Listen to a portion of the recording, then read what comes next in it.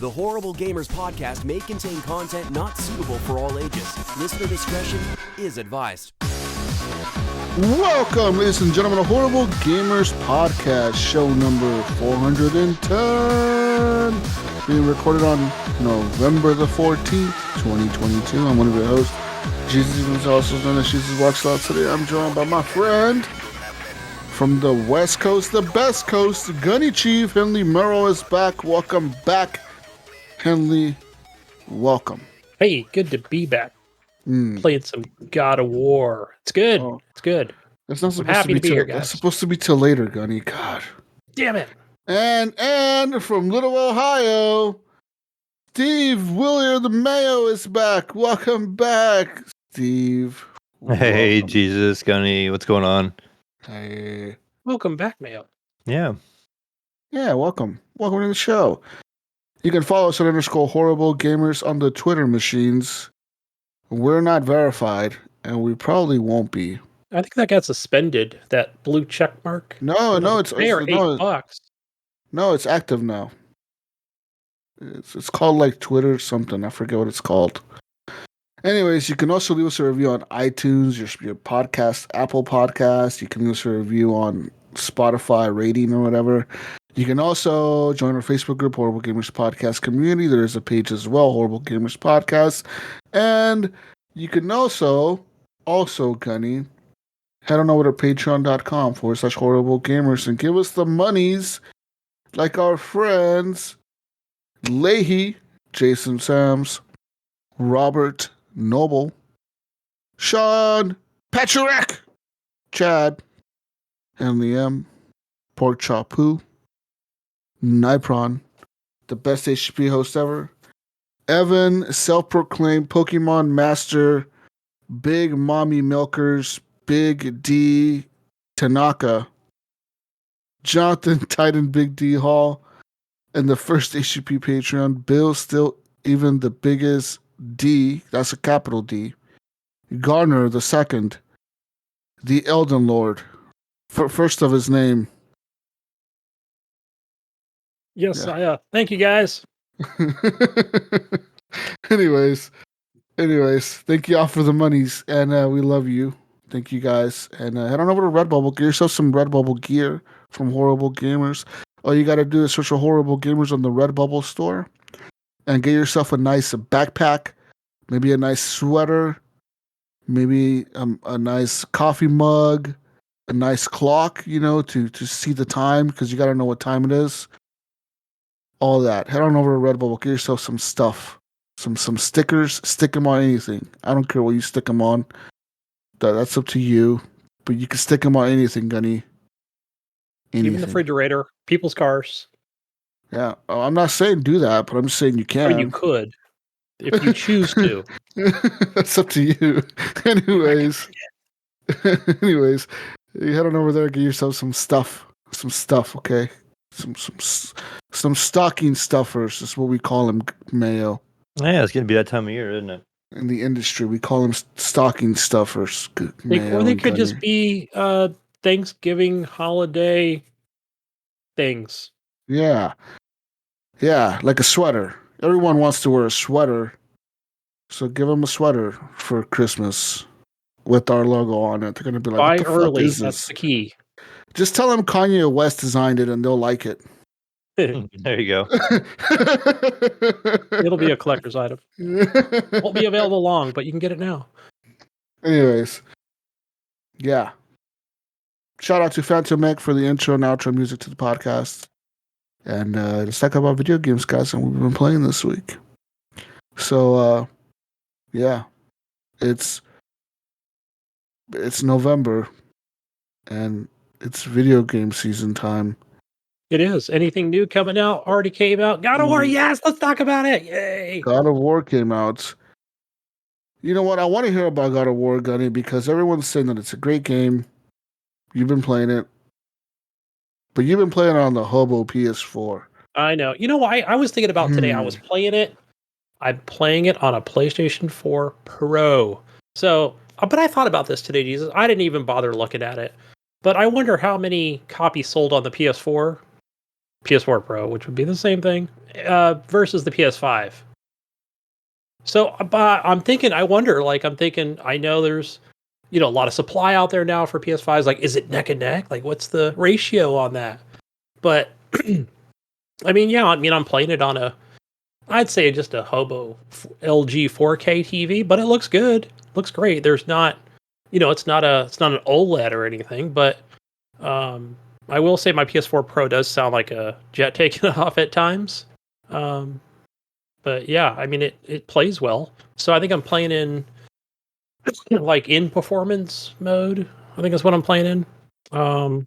And so far it's only hiccuped maybe a couple times, but no crashing and runs buttery smooth on it.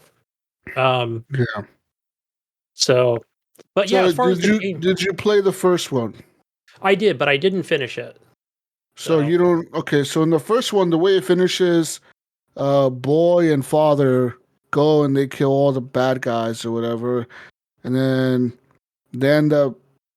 what happens? They end up taking the mother's ashes to the mountain or whatever, and then they come back and the big snake is alive, and the big snake is like a god, and the big snake. I think I don't know if you fight it or if it helps you. I don't remember which one, but I know you fight a bunch of gods, and then in the end, I don't know, you win or something, and I don't know if they go back to their house, the little hut thing. Yeah. Or I don't know what happens, but something like that. You guys win or something. Pretty much you win. What happens in this one? Who shows up in this one in the beginning? So I won't really heavily spoil anything for anybody that hasn't played this yet. So don't worry. Spoil the fuck out of it. Spoil the fuck out. I want to know everything. Nah, I'll tell you offline. No, you can go. Because anybody can just go to YouTube and you can do basically a recap when you first start, which is what I did. Some of it I knew, and then of course the second half of that recap, I was like, "Oh shit, cool." Hey, is that head still with you? What's his name? Yes, The I guy forgot who's his name. That's your brother.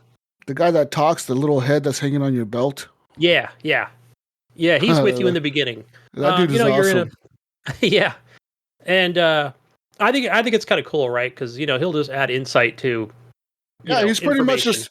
Yeah, he'll pretty much just like say like, oh, the gods used to come here and blah blah blah or whatever, Yeah. Or he'll like give you like some little insight of like, oh, this next guy you're gonna fight, well, he used to be the brother of this god, and then he got into a scuffle with him or something, and fucking whatever happened, and you're like learning like all the lore of the world or whatever with him. But so far, I would say in this one, I don't feel like that's the case yet, because there are some things like that Atreus is doing, or that we've learned that Kratos has learned, right? And he's like, wait, when did you do this? Like, when did you do this thing or visit this place? He's like, oh yeah. Atreus is like, yeah, I've kind of visited all these places or whatever. So, there's some things yet to discover. And then with, I'll just call him the head. I can't think of his name, but, he'll just say, yeah, I think so. I think that might be correct or whatever. So it's not like he's offering up a lot of lore or anything right in the beginning. I've only been playing it for probably 4 hours now. But I will say, like, in the beginning of this one, you're just in the cabin and snowy mountains and stuff, and you're just getting the action like right away. So I like that. It's not as dramatic as like the 2018 version, right? Where you got to get your wife, and cremate her and all this stuff. Not a spoiler there, but you do get visited by some gods and you fight more gods. So, which is fucking awesome right in the beginning. And yeah, like it's, I will say, like, as far as like, being an Xbox, playing on a, Xbox One controller here. So, I got to get used to the controls. So, but I'm just playing like on normal mode. So nothing, not baby mode, not extreme, but, so far a lot of dodging and just learning the different combos and stuff. Is the combat the same as the first one? Pretty much, I would assume. It is the same. So any new abilities or anything like that you've seen, or you're not that far into the game yet? So as far as like, yeah, I've unlocked some things in the skill tree, like L1 and R1 is just like a super attack, right? So, and again, you probably have what would be considered mana, not called that in the game, but So it's like, oh yeah, shit, I keep forgetting to use that. Oh fuck! And then when you do it, it's pretty awesome. It's like, yes, You it feels still really good. can you still spawn like the little ghost wolf thing or whatever? I haven't seen that yet. There's like in the first game you got this ability like there were different animal types, but I remember one of them was like a wolf that you could spawn and it was like a ghost, and he would like I don't know if Atreus spawned him or if you spawned him, I think it but was Atreus in the first one. you could spawn him and like he would fight with you guys every so often. He would just like spawn these wolves, and they would start fighting the bad guys too and shit. They start biting them and shit. Yeah, I want to say it's Atreus because he feels like he's more, I want to say tuned with animals.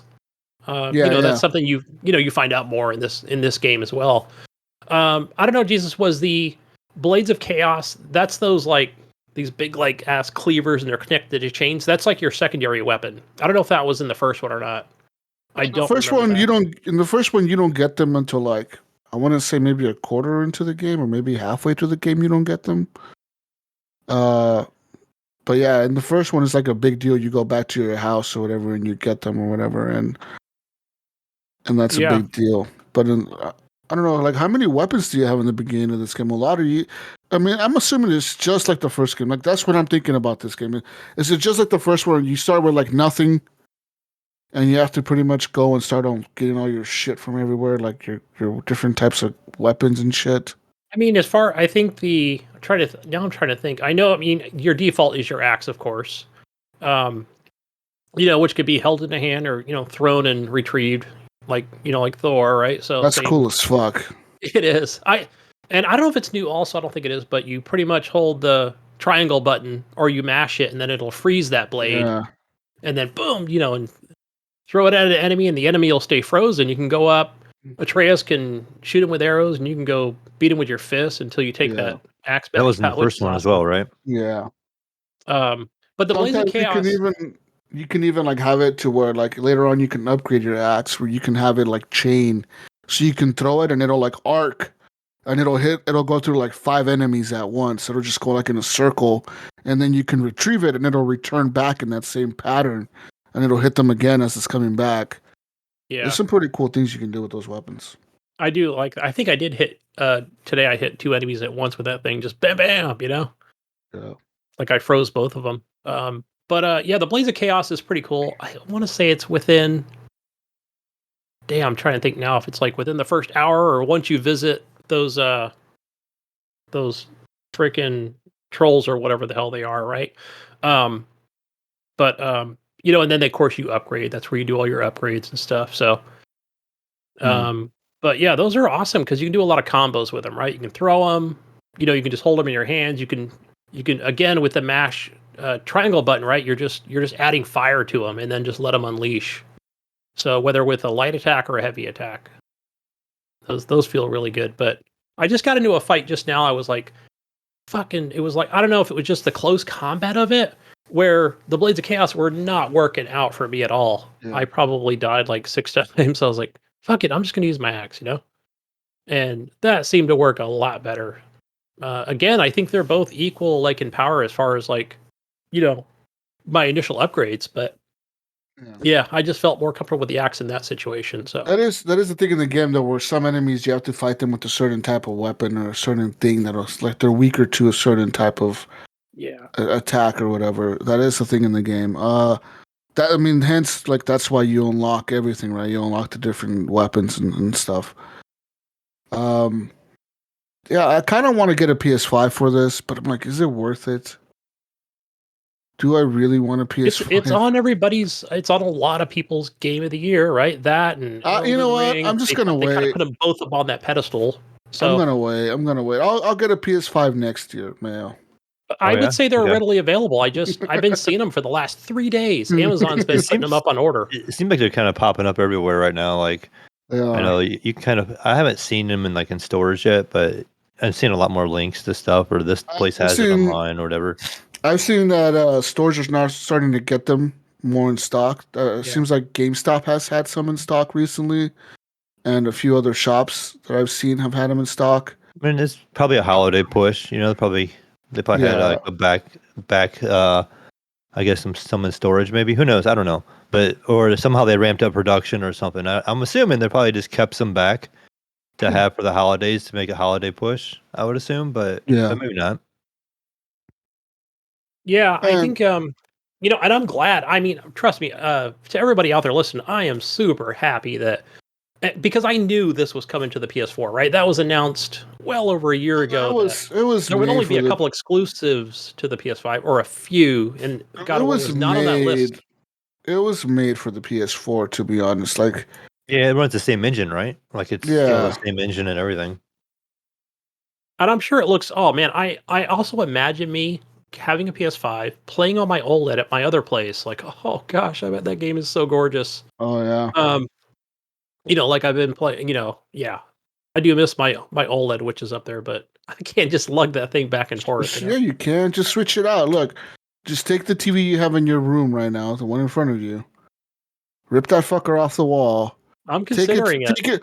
Take it to the other house and bring the OLED back. Think about it. How often are you at the other house compared to this place? Yeah, not very often. Exactly. And where do you game more? You game more here. So I would say have the better stuff where you game more and have the cheaper stuff at the other place. I mean, what are you doing with the OLED at the other place? You're going to watch it every once in a while. I say take the cheaper TV up there because you won't mind it as much. You're going to be like, oh, well, we don't really watch much TV up here, so we're just going to put this up here and have the other OLED down there where I can use it more. Yeah. I think I like it. It's a bigger space, right? It's a bigger space, and, me and the wife and family could watch, a movie on there, but, because it is on a bigger wall. But, yeah, I know. It's like I do miss that OLED, man. That OLED things. Even on the Series... I almost said Series X. On the One X that I have there, the games look gorgeous, right? Because they are running in that 4K, 30 frames. But just go get the OLED and play it on that. Yeah, I know. I'm sure if she's out of town, she won't notice. Just go she won't even notice. She won't even notice. She should be like, "Why?" She won't even notice if you don't even mention it. She's not even gonna notice, Gunny. Yeah. And she wouldn't think Gunny had that much motivation to go switch TVs while she was gone. She didn't think this lazy bastard didn't have enough energy to go all the way up there. I should just order the PS5, right? Get the PS5. Go get the OLED. Yeah. Yeah. Why not? She's not gonna just tell her it's a new Wi-Fi router. I saw that picture. What's that big ass white thing? 5G or 4G and all that stuff on the side of it. What's that big ass white thing? Oh, that's a fucking router. We got a new upgrade or whatever. Yeah. You didn't get the email from Comcast? I did. Yeah. Oh, shit. Just like put like a Linksys logo on the side of it or a Cisco logo or whatever. Yeah. There you go. But back to God of War. Yeah, I think man, I had like a really good moment yesterday. Just fighting a bear. I was like, gosh, damn, like this fucking bear is just kicking my ass. But then again, it was a good fight. Like I think that combat was really cool. Just fucking that bear up. Just having this big Alaskan black bear, whatever, I don't know, brown, whatever. But it was just done really well. So, along with fighting some gods yesterday, that was really awesome. That's where I got some really good story lore. Tell me, what kind of god has a problem fighting a bear? Yeah. I mean, seriously. I'm trying to think. You think Jesus Christ? Listen, you think Jesus Christ running around Mayo? You think he run into a bear? He's gonna have a problem with that thing? No, probably not. He's gonna snap his fingers and that shit's gonna be all crippled and shit, fucking crawling on the ground, all fucked up. Like what the fuck, dude? What a bear's a problem for this guy? What kind of pussy ass god is he? I think the fights are really good as far as like because you're figuring you're hitting this damn thing with an axe, right? A god's axe, right? And and fucking just wailing on this thing. I just like how long they last too, right? It's not just like this quick interaction because you hit it in the face and one shot at it, right? This thing's got a health bar and you really got to wail away on this thing. Have you ran into any of the secret bosses like the Valkyries in the first game? No, not yet. Oh, I remember the first time I ran into one of those Valkyries. That shit fucking. Oh man, I was scared as fuck. I was like, "What in the fuck is happening? This thing is so fast." It's not like any other enemy in the game, dude. Like it's like you'll walk into a room, right? It's all quiet. There's nobody there, and all you see is this creature in the middle of the room, just like sitting there, like looks like a statue almost. And you walk up to it, and the fucker opens up its wings, and it's a fucking Valkyrie, like a woman Oh yeah, I remember fighting those creature in the looking first one. thing. And those motherfuckers are fast, dude. That thing was so fast. It was like flying around at full speed. I was like, holy shit. It took me like at least 10 tries to kill it, probably. Yeah. It was you pretty gotta bad. like I was fighting this chick on a horse yesterday. And I guess I just had to learn her pattern, right? I had to slow down. I had to do my Elden Ring thing where I'm like, all right, just take a deep breath. Come back in. She's gonna fire a volley of freaking fire arrows at you, so you just got to know when to move, and you got to be quick, right? That's the thing where I'm like, all right, move the hell out of the way. Don't try and attack her yet. Wait till you have an opening, and you got to be close enough. So there's that. It's like, all right, just kind of learning the patterns. So, yeah, but so far, man, I mean, obviously it's God of War. I love the combat. So, and as far as like the story and stuff, I mean, here, it's stuff I'm learning more and more each time I play it. But yeah, I did see some negative comments like, oh, like it didn't have all the boss fights as 2018 and like stuff like that. But I feel like I'm getting plenty of combat just without any major big boss fights so far. So, finding all the silver I can upgrade my weapons. And man, that's me. I'm the explorer. I'm like, wait, there's a chest. I can see it. I'm gonna make my way to it. I'm get more silver, more leather. Well, I hope you enjoyed it. I hope you finish it because I want to know what happens in the end. This one I'm definitely gonna finish, guys. Definitely gonna finish this one. That's what you said about the last one. That's what he said now. Then I was like, this game's too hard. I think it was a Valkyrie, Jesus. Matter of fact, you talked about it where I was fighting a Valkyrie. I was like, no, I can't do this. But no, guys, you figure I've been playing Elden Ring. I've only got 3 bosses left. Speaking of that, again, with the lack of lore that's in the game, right? You can go to YouTube and, other wikis and stuff to find out what the hell's going on in Elden Ring. Bill Gardner has sent me a list of, he's like, oh yeah, you got 4 bosses left. I thought it was 3, but actually it was Malekith, the Black Blade, who was one of the bosses I thought I had fought, because some of them, the bosses in this game do have similar names. Could be the Black Blade of something, and that could have been an easy fight. But Malekith, yeah. So a couple days ago, I went in to Elden Ring, and I was like, oh shit, I forgot I was at that save point, that Grace, where there's that Castle Road that leads right to the boss door. Boom. I just went in there once yesterday, or a couple days ago, and I pretty much got, you get their health halfway, 50% down, and cut animation time, and then he comes back. Could have morphed into something else or whatever, depending on the boss, right?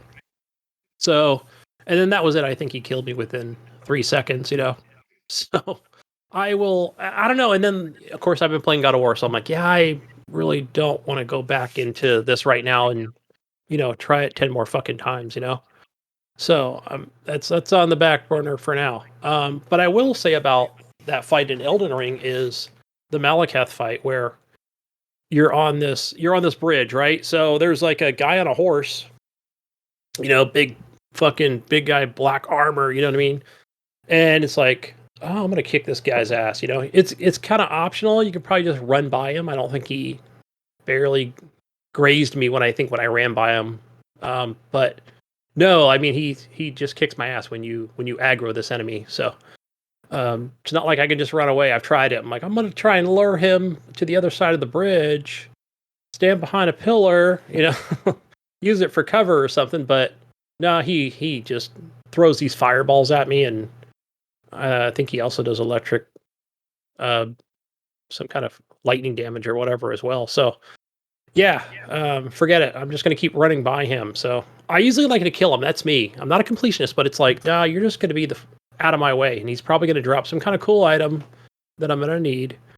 Seems like one of those enemies that, some enemies are like that where you just kill it once and it's not there the second time. And I think he's definitely going to be one of them. Not a boss, but it is just one of those things. So I'm trying to decide, when I go back and play that, I'm like, do I just want to take that guy out on the horse and be rid of this guy or what? Or just keep running by him every time to get to the boss door. I don't know. I'll decide. But yeah, that's my Elden Ring adventures. Again, always just finding something new. Through the power of the internet, as far as like, oh, there's a cool Ash of War, there's a weapon, and I never applied that Ash of War to it and tried it. So I did do that on Saturday, right? Just grabbed this cleaver, boom, added some lightning damage to it, upgraded that thing to like 25, and just to see the way its abilities, right? Special abilities it might have to it. So I've been kind of playing through it, Jesus, here the last couple of days, actually. Kind of fired it back Elden up. Ring? Yeah, and I've been like, typically in games, I'll like kind of skip through some of the tutorial type stuff or some of the like lore type stuff. I feel like this game really just kind of sneaks it in. It tells you one time, and you just got to know from there, And there's so many little things I feel like it throws at you, right? That if you don't catch it by reading it, then you're just out of luck. You're just not gonna know it. So it's like every time something pops up, I'm like making sure I read it and know exactly what it means before I like go too far into it. And even like with the was it like the camps? Like when you camp and you rest, it shows like it shows that little trail, like kind of what direction you kind of need to go. Yeah. Like I'm like, okay, I probably would never have caught that if they didn't tell me right away and I didn't read through it and just skip it, But it's just that faint little trail kind of gives you a direction and stuff like that. So it's like like you said, it doesn't really hold your hand, but it doesn't really like. No, there's no glossary, no index that I know. I don't know. Maybe I've never looked at it, but I don't think there is. I don't think there is an appendix or anything that's gonna, really show you what whatever you got this blade. This is how you use it. What kind of character show a little are you video using? showing, but it doesn't do that. What kind of character class are you using? Gosh, it's been so long now. I think just warrior. I think that's the once you choose that or whatever. Mm-hmm. Yeah, warrior class. And I think so from what I understand, I think it depends on like what kind of weapon you start off with, right? But I don't think it matters that I started off with warrior and I didn't do like a what am I thinking of, like a ninja class or whatever with a katana. But because I can still get that katana, right? So either by starting as that class or go into a cave and acquiring it, Mm-hmm. So I think it's just like basically your traits and kind of your stats, right? Is maybe built a little differently, but again, it can all be tailored later, depending on how you upgrade. So gotcha. I didn't want to do the traditional vagabond or however they pronounce it, but I just went ahead with the samurai just to play at the samurai feeling with the katana. Yeah.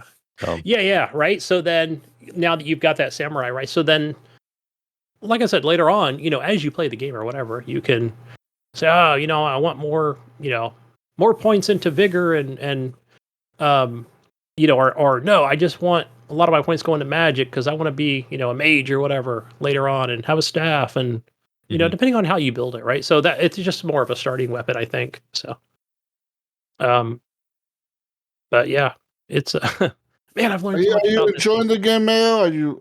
Yeah, I am enjoying it. I did have there was a time one time I was kind of playing through and I hit like a little camp, and I'm like kind of killed a couple guys early on and of course I made the mistake. I let one guy like blow a horn, and like a bunch of guys showed up. I know where you're at. And then I ended up dying and I'm like, oh crap, and then I'm like, I had to kind of go somewhere after that. So I just kind of turned it off and I haven't been back on since. But it's a lot. It gives me a lot of vibes in a way of another game I'm kind of playing this week. So I'll get back to that in a little bit though. But I will say, Mayo, so there's, I think one thing that really helped me, and that was from Ryan Gibson, was I would say when you're at that that site of grace at that church. I think it's called a church, where the vendor is, right? Mhm. That's where you're at. And I know the camp you're talking about. So, but if you go out the opposite direction and kind of down the hill, there's a giant. You can, and he's not like ultra mega full powerful or anything, but I would say get on your horse and you can just, you can't really cheese him, but you can grind on that guy as well. So, again, collect the runes, right? And to level up. So, and there's some later stuff too that you can do to, gather more runes. But in the beginning, that's what I recommend. And that's really what I did, right? I just kind of ventured out a little further, because one of the things that you're not really losing anything when you die other than runes, right? So, Right. but that's really important, especially in the beginning. So, right, because that's but I would just do more exploring. Don't be afraid to explore. There you go. Oh yeah, I Right. won't be. You die, right? So, and I would say, look, I mean, you can always reach out and you'll find more sites of grace, right? More locations that you can then spawn to at any time, right? Anytime you can go from any of those. There's no penalties or anything like that, right? So, and the other thing too is with your inventory, you can carry everything on you, right? There is no weight limit to say, okay, everything's in an inventory. It's just when you equip it, that's the thing. So that's Okay. that's I thought that's I'd when it seen adds the like weight. a weight stat, but okay, so it doesn't really care what you carry, just Correct. what Yeah, gear you have on. you can have a ton of stuff with you. You don't lose any of it, right? You never lose any of it. Yeah, I think that's one good thing to keep in mind, when you're playing this, like, oh, I might lose, my armor or sword or something, but nope, it all stays with you each and every time you die. So, yeah, there's the benefit for that. So, but yeah, I mean, but when you really go on a rune hunt, though, that's when you really got to be careful. Like, I want to accumulate all these runes and then go up 7 levels or whatever, yeah, that's when you got to be real careful. So, because once you lose it, right, you might run into a boss or whatever. You're like, shit, those runes were at a boss where it's locked down, So, and because once you die, I think twice, right? You die once, you come back in, you can collect the runes. But if you die again a second time before They're that, gone. they're gone. So, yep. But yeah, just a matter of I say get out and explore, man. Just see everything and just go aggro everything, right? So see how it reacts. So, fun stuff. But enough about Elden Ring. People are tired of hearing about that. But yeah, only thing I've been playing else. I did. I want to say I played a little bit of Bloodborne on the PS4, since I do have the PS4. Their Game Pass subscription. So, yeah, I just kind of just fired it up and got in there. I guess it's the first time, but that I played this. I thought I'd played it before, but yeah, man, that game looks a little dated. I forgot that game came out in 2015. So, game, from same makers Elden Ring. So, yeah, I definitely felt really comfortable with the controls. Even on a PS4 controller. But see how far I can make it in that game. But it gave me these Resident Evil vibes for some reason. I don't know what it was, but maybe it was just the way the castle looks and everything else. But yeah. So Yeah, I wasn't expecting to hear the word Resident Evil vibe when it comes to it Bloodborne. does for some reason. It just gives me that. I don't know what it is something about it. So, but yeah, I've just been into fighters lately and some Apple Arcade. Playing some Pinball Party and some oh geez, what else did I play on there? Whatever else is on Apple Arcades and stuff. So, yeah, I was playing a freaking table today. I guess it's just called Pinball Party. I didn't even know that actual table existed. But so that was like playing against real people. So I went in, did some practice runs again for the first time in the morning, but I was like, you've been eliminating. I'm like, even in the practice session, I was eliminated. Oh yeah, I forgot. People probably play this game all the fucking time. So, but hey, I was second eliminated, not the fourth person eliminated. So, and once I went into the lobby, of course, I was last place. So, Yeah, not the greatest table either, but I don't know. And one of the things that really tripped me out with that was, what am I thinking of? What's that, Pac-Man 99 or whatever? Um, the other battle royale style type game. Mhm. Um, but when the ball comes down and let's say you've got it on a flipper, but if somebody attacks you, right, and that's just by setting it all the way to the top in the middle, like the screen starts shaking and explosions are going off. I'm like, holy shit, I'm not used to this. So it's like, grab the balls moving around, stop moving around like that. Like, it's not supposed to happen. So, and that can happen at any freaking time. So, pretty cool though. I want to play more of that can play against real player stuff. So, yeah, that's all I've been playing, guys, for the most part. Cool. What about you, Mayo? You've been gone for Oh a man, while.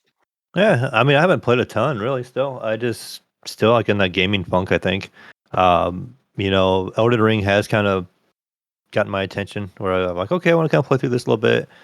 I finished that Ratchet and Clank while back, like last time I mentioned that show. So while Evan's still here, and he's not gonna be here a whole lot longer, but I wanted to decide to fire up Ghost of Tsushima and getting further into that. So that's the other game. The combat in Elden Ring kind of reminds me of the combat in Ghost of Yes, Tsushima in a way. it does. The Yeah, a the little bit. the, Yep. the effects and just the way it flows. But I mean, I like Tsushima so far. And I don't know if it's just being this so burnt out on this open world stuff, but that where it's like, okay, now we have to go over here and do this because, we have a lead and we gotta go this direction. And then it's like, okay, now we gotta go to this direction. So I'm kind of like, all right, I really don't feel like running over here at this point or whatever. But I'm just looking for more combat. Like I enjoy the combat a lot in that game. Just the effects and it's like the finishers that like the character does and the enemies as you're killing them is this a lot of fun. And like I like how you can it took a minute first to like how you switch between enemies. Like you kind of move your analog stick the direction you want to be attacking. So that took a little bit to get used to at first. But where where Elden Ring is more about you can lock on one enemy at a time, kind of thing. But the Ghost of Tsushima thing is kind of neat. Just like the combat, how it flows. Evan does have the PS5 upgraded version, so it looks really good. I'm playing it on the OLED, but it's neat too. Like with the wind, you like push up on the controller and you like it makes the wind blow. It kind of tells you what direction to go. So it's like they try to make it very immersive. Yeah. And the other thing that made it really immersive too, like once you get past that little very beginning intro type thing, it shows you like walking on your horse. It's like after you get knocked off the bridge when you fight that one guy, like has your uncle, whatever, and you're on this horse and you're like walking and it's like these flowers everywhere, and it kind of pans out, and then you kind of have control there, but you don't have to like move, and you just stay there, and you can just kind of see the scenery, and you can move the camera around. It's just really cool how they do something like that. They just did a really good job early on the atmosphere of the game, I feel. Yeah, those cherry blossoms. I think that's what that plant is called. But yeah, those are pretty. Even on the PS4 Pro, bro. And it seems to Mayo, run smooth. I don't have the high definition, the 8K HDMI 2.1s or whatever on it. So I'm not sure what like performance rating I'm getting. I'm probably at like 60 frames, probably. Yeah. Not positive. It might be set at 1440, 60, or what is the other option? Probably a 4K 30. Yeah. So it seems smooth. So I don't know. I'm probably at 60 frames, but because this is like one of the only, not one of the only, but that one's not on Steam, right? That one's not. No, that one is not on Steam yet. Yeah, it's PlayStation. But I'm trying to think back. I swear I remember Nipron when he was streaming this game that you could focus on one enemy if you could. And maybe I haven't. Yeah, you remember Jesus? I don't doing that, but then getting hit by a different enemy. I was like, haha. Yeah, I guess you gotta, Yeah, I thought he did that focus thing on one enemy where it kind of locks on. Yeah. No, it kind of does, but it kind of is a soft lock. It doesn't. You can move around quite a bit when you're fighting enemies, and also you'll learn how to counter. Like there's a counter button that you can hit as soon as somebody's about to hit you from the back. You can turn around really fast and hit that button, and it'll like parry their attack or whatever and knock them back a little bit. Kind of like start fighting them. Kind of. Yeah. Where I feel counter. like, yeah, where feel like God of War just kind of shows the arrow. So it is like, hey, you better be prepared to move, because enemies will get behind you. Mm-hmm. Again, we're talking about 3 different games, but Ghost of Tsushima, that is a pretty game. But yeah, I've enjoyed it. I'm not sure how much time I'm gonna get, to play on it, but it's been definitely been entertaining. I've been enjoying it, and I'm gonna get a good idea what the game's about and the feel of it. if you need more time, Evan does have another leg. He does. Oh He does have another leg. He'll be on that one. Yeah, 6 months. Yeah. Watch it. He comes back home from work today. He's like, Mayo, guess what happened? I broke my other leg.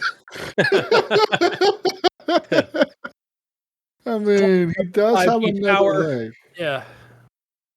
With a rope, Ghost of Tsushima, God of War style. Yeah.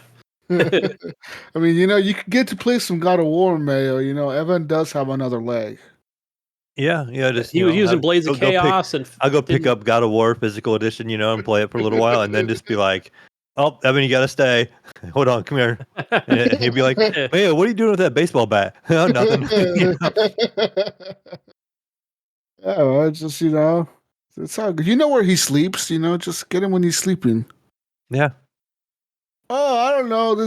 I was coming in here with this baseball bat. I thought I heard somebody in here, and he hit you with the baseball bat, and I scared him away. And yeah, sorry, I was sleepwalking. You can't blame me. Yeah.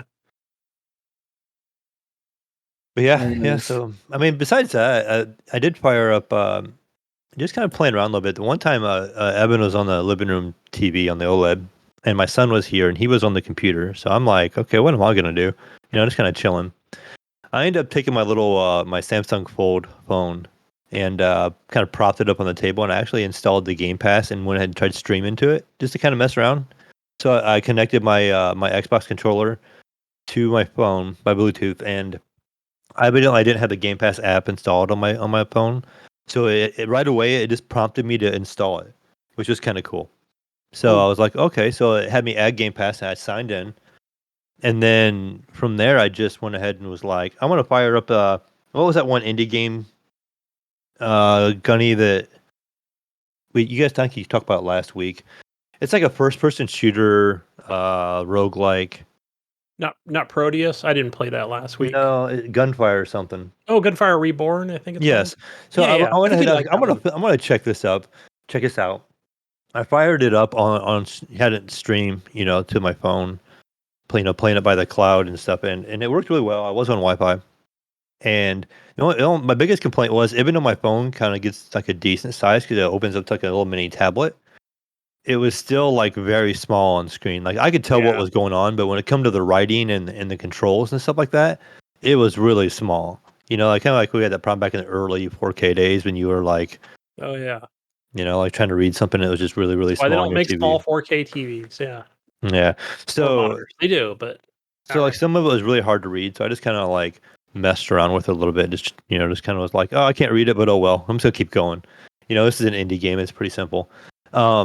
Went ahead and went through and did some of that. And it's the one with like the cat, right? You're like a cat looking character, like with a Western hat or something. If I remember right at the beginning. Yeah. That's what you start off with. But you can get different characters later. Yep. Yeah. Then I ended up playing I ended up going to Forza Horizon 5 because I knew that game so well. I've been playing it a little bit. So I went ahead and streamed that to my phone with the controller hooked up. And it actually worked really, really well. Like it looked really good. Again, the writing was really small, so like I couldn't really see a whole lot of what was being said without like getting right up on my phone. But it in a pinch, like just sitting there in the kitchen or whatever, I had my kitchen table propped up and playing with my controller. It I did a couple races for a little while with it.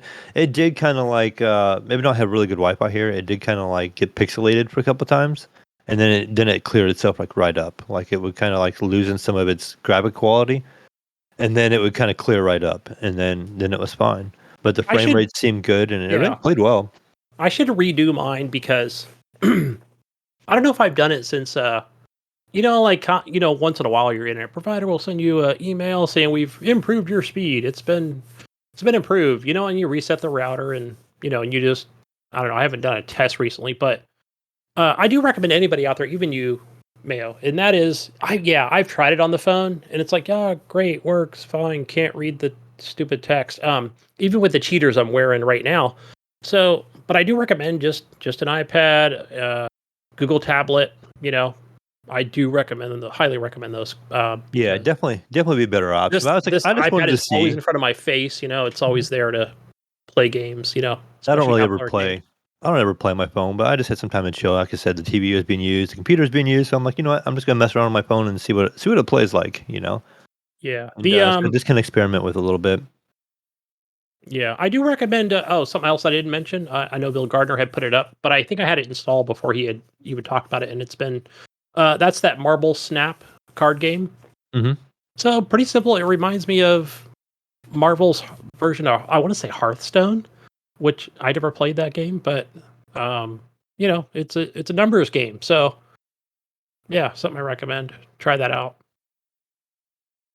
Called Gotcha. Marble Snap. Then the last game I played, I went back to the PC and I played some of the Pedestrian. Listen to that Game Pass game. I think you, Gunny or Jesus, one of you two played it. I can't remember who. This game, when I seen it on Steam a long time ago, it looked really interesting to me. So I'm like, I'm kind of glad it came to Game Pass. It's one I didn't necessarily buy on Steam. And I don't know, I was kind of bored right away, in all honesty. Like, is that the puzzle game? Yeah, it's like a I never played puzzle. It has like street signs, and you gotta get from like sign to sign, but you can move the street signs around, and you gotta like link the doors from each street sign. So like each street sign will be like a room on the sign, and you it'll have like an entrance door, and you have to like basically connect the two signs together with like a dotted line, and then it makes it so you can go from one door to another to the other sign. And we basically got to work your way through and kind of solve the little puzzle. I could just tell where the game was going, but it was just very elevator kind of music. Okay, figure out this puzzle and go on to the next puzzle. You get to the next puzzle, more elevator music, figure out the puzzle, go on to the next puzzle. So it was very chill, which can be nice, I guess, at times. But I don't know if it was just I wasn't in the mood for it or what. But it was just, I don't know. It seemed the trailers and the videos when I saw it early on, it looked like it was gonna be kind of pretty cool, I thought. But it did not grab me once I actually played it. I don't know if you liked it or not. I don't think you did. I've never played it. No, I never did play this. Maybe it was mine. I remember when it came to Game Pass, but I remember somebody talking about it on here, but I just don't know. Yeah, some of the other great games on there, Mayo. Don't play those puzzly ones. I don't know. Yeah, and that's what I was kind of thinking too. I was like, this is just a puzzle game. I can find something else better to play. Right, something random. But I don't know. Did you ever play Scorn? Because I just keep hearing puzzle. Yeah, no, I didn't either. That didn't seem like I my uninstalled kind of it from my PC. Yeah. So I was like, no, don't want to part of that one. So maybe the horror aspect and the art. I know, they did a lot of hard work on that game, but yeah, it's not for me. That's pretty much it. What I've been playing. Like I said, just kind of dabbled around a little bit. Oh, this just in, Mayo, because I couldn't remember the game, so I had to reach out to the community on this one. A game I do recommend, playing it on your phone or console or whatever. That's on Game Pass. It's called. Is it Cluster Truck? Is that the one? That was a fun one. I checked that out once, I think. That was fun. Yeah, I mean, my son was really good because of his fast reflexes. But yeah, you're just jumping from bus to bus in the sky. Kind of cool. Kind of trippy. I recommend that. So, and what about some? I kept calling it Dead Souls last week, man. I was like, Dead Cells, Souls, Cells. It's all the same shit. You're just cells versus souls. But did you play as the new character that you can get? I don't think I have not yet. Yeah, you did send that to me. I have not checked that out yet. Yeah, what was that character? I forgot what it was. Again, it's a kind of a 64-ish, 256. It was. I'm trying to remember now. I know. Now it was like, all right, so now you can just get different characters. Hotline Miami. But it looked like from the gameplay he was playing that DLC that you've been enjoying. Yeah, it was like the Hotline Miami chicken dude. That's it, the chicken guy. Yeah. So, it's just crazy how they do so much to like mix other games into their game. I don't know if I've seen a game do that so much as Dead Cell has. You know, like what other game out there really where it like throws characters from other games in their game? Because right now we have what? We have the Hollow Knight character. You have the I'm trying to remember all of them now. There's like 5 or 6 indie games that are in there already where you can be like their character or their weapons or something significant. Yeah. And then it even has stuff like the artwork on the walls had stuff for Dark Souls series. You know, like it showed like the camp and stuff like that on one of the walls and stuff like that. So it's just kind of neat, you know, for a game to actually put other game stuff in it where they work with them. Right. And then also, what about, I mean, here's the other thing too, where we're seeing this platformer roguelike, you know, with little pieces of DLC that are coming out. I don't know. I mean, I've not seen this in a while, right? I just see more clones than anything trying to, you know, come out on whether it be Steam or Game Pass or whatever. Where it's like, nah, come on, this ain't working. Like, what's that Moon game I played last week? I don't know. I just feel like I still feel a little conflicted on that whether I want to go back and play more of it. Oh, Ghost Song is what it was. I don't know if you heard me talking about that game, but yeah, it was Ghost Song. So, but I don't know. Don't recommend that one. Go play more Dead Cells. Yeah, definitely Dead Cells is like a staple for me anymore. Really on those in that type of game, like it's like the best one, and it seems to be the most innovative. Where it keeps bringing in stuff from other games, or you know, and they do it with like taste. You know, they're like ripping off somebody's idea. They literally bring in their character. Like they just literally, like, hey, you know, we'll collaborate with you guys, and the next thing you know, you have these other characters in the game and or their weapons and stuff like that. It's just really neat. Yeah. What about the new Sonic game? Did you check out the gameplay on that? I watched the trailers for it, and I almost got it. There's a couple games I almost picked up this week, and then I just kind of backed off from all of them. So I'm not really sure. I looked at the Sonic trailers, and I almost picked up Sonic, and then I also looked at the Batman game. What was it Arkham Knights or the No, Gotham Knights or I can't remember the name now. yeah. That game I haven't been a huge Batman fan. You know, like Batman's okay. The Batman games are okay. I haven't played one for quite a while, but like that one I thought might be all right. And then the other one I looked at getting was maybe just Call of Duty. You know, just picking up the typical Call of Duty. But right now, Evan's been playing it quite a bit here and stuff like that, and you know, just been kind of watching him play when I've had some chance to like kind of sneak in and when he's kind of playing, that kind of consumes him. I know he's been enjoying that quite a bit. He's been working getting those golden guns. I don't know about you, Jesus, but yeah, he's cruising through it. He's doing that grind, getting all those guns. Nice. But that's pretty much it on my end. How about you, Jesus? Well, you guys know I played Call of Duty this week. Yeah. Getting them golden guns. Well, not really. No, I haven't been going for the golden guns. I've been going for the attachments.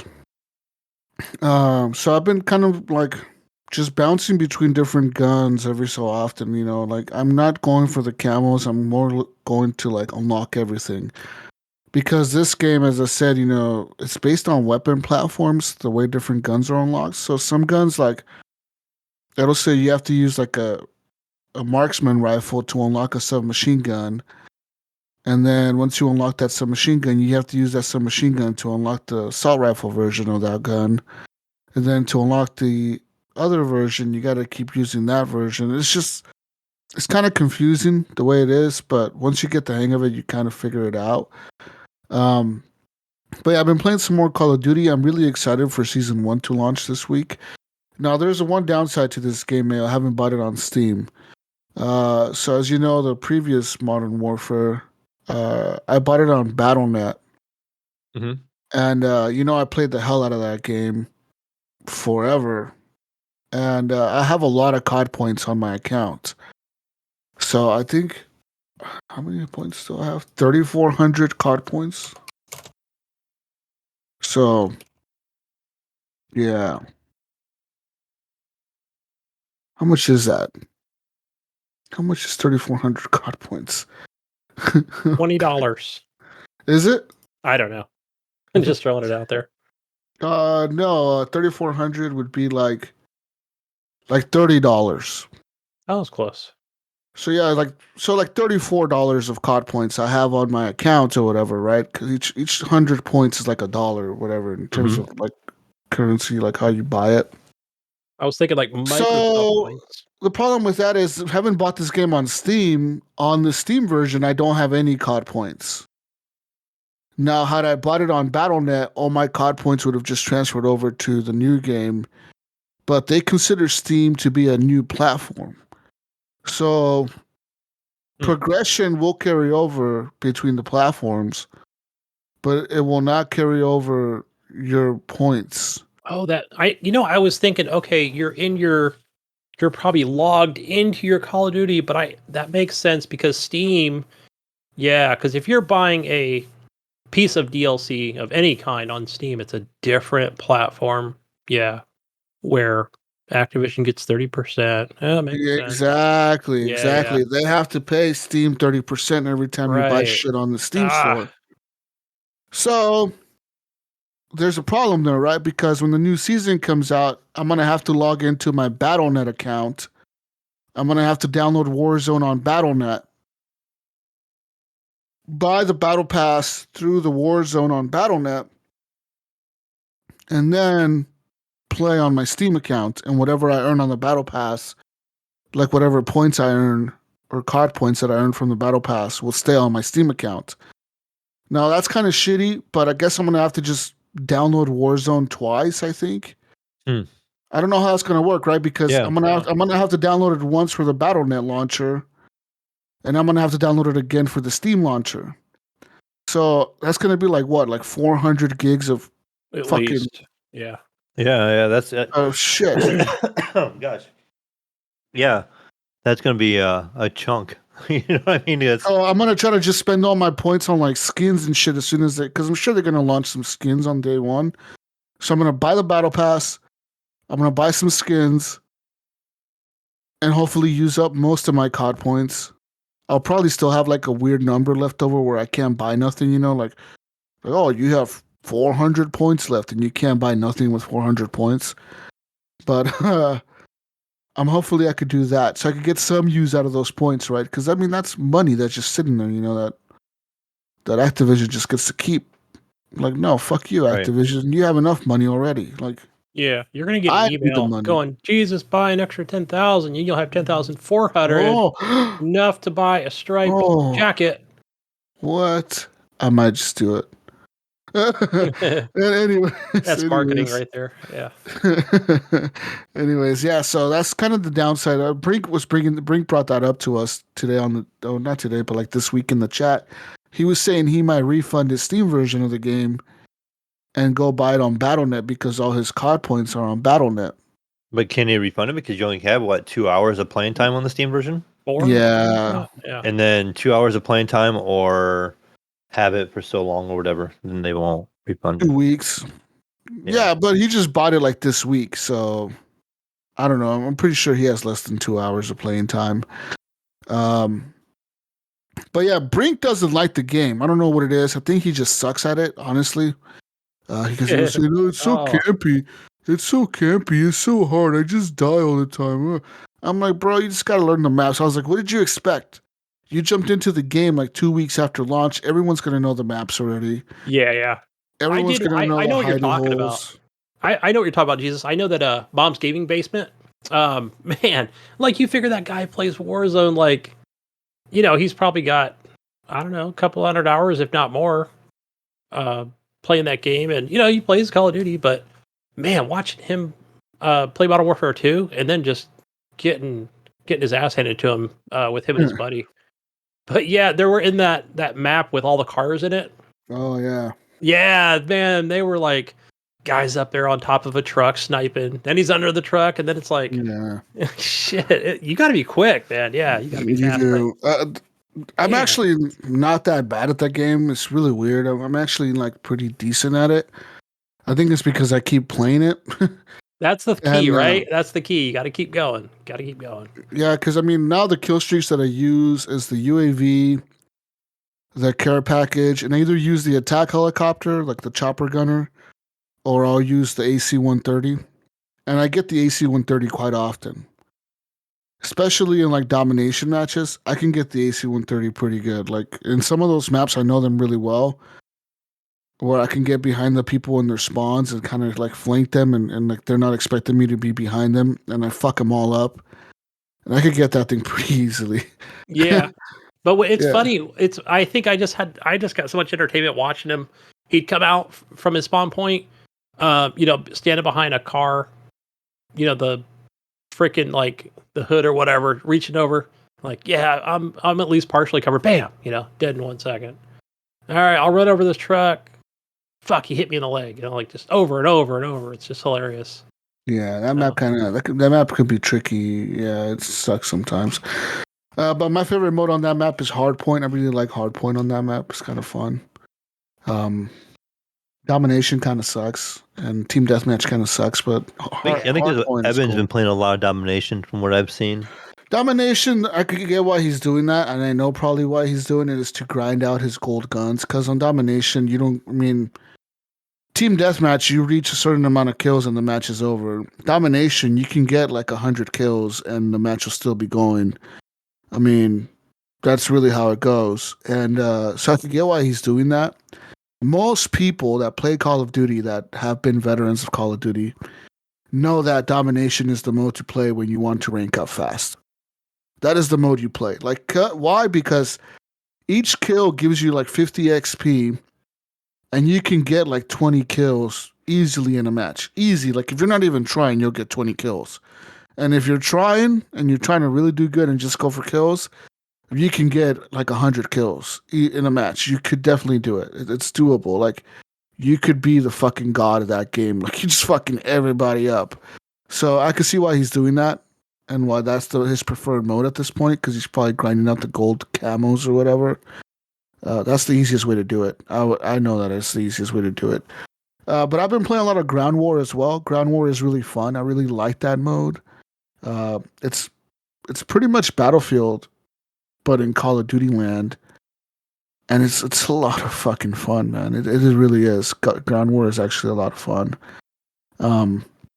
But yeah, I'm really enjoying the game. I'm loving it. I know that NVIDIA said they released new drivers this week for Modern Warfare specifically, the new game, Modern Warfare 2. Yeah, I saw that come through. The new drivers they're trash. They're trash. I mean, the consensus is by a lot of people that I know personally, and that people that were on Reddit, talking about the new drivers. They were saying that these drivers are just shitty. These drivers are just fucked. The games are still crashing, and it's a known issue. So I had to revert back to the old drivers, Gunny. So I went back to 522.25. Now, Brink was saying, "Oh well, I'm having no issues." Oh, blah, blah. Yeah. But Brink is also running a 3090 or a 3080 or something like that. So his GPU is newer than mine. It's more powerful than mine, and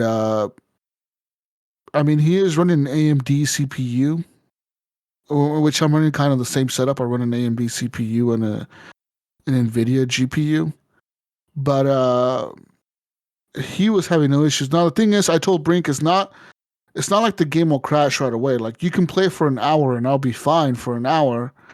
But it's when it starts getting into those longer gaming sessions, Gunny, where you're gaming for 5 hours or whatever. You're in a late night playing with Captain Hook, Trisky, and it's 1 a.m. on the East Coast or whatever, and you're in these late night grinding sessions or whatever.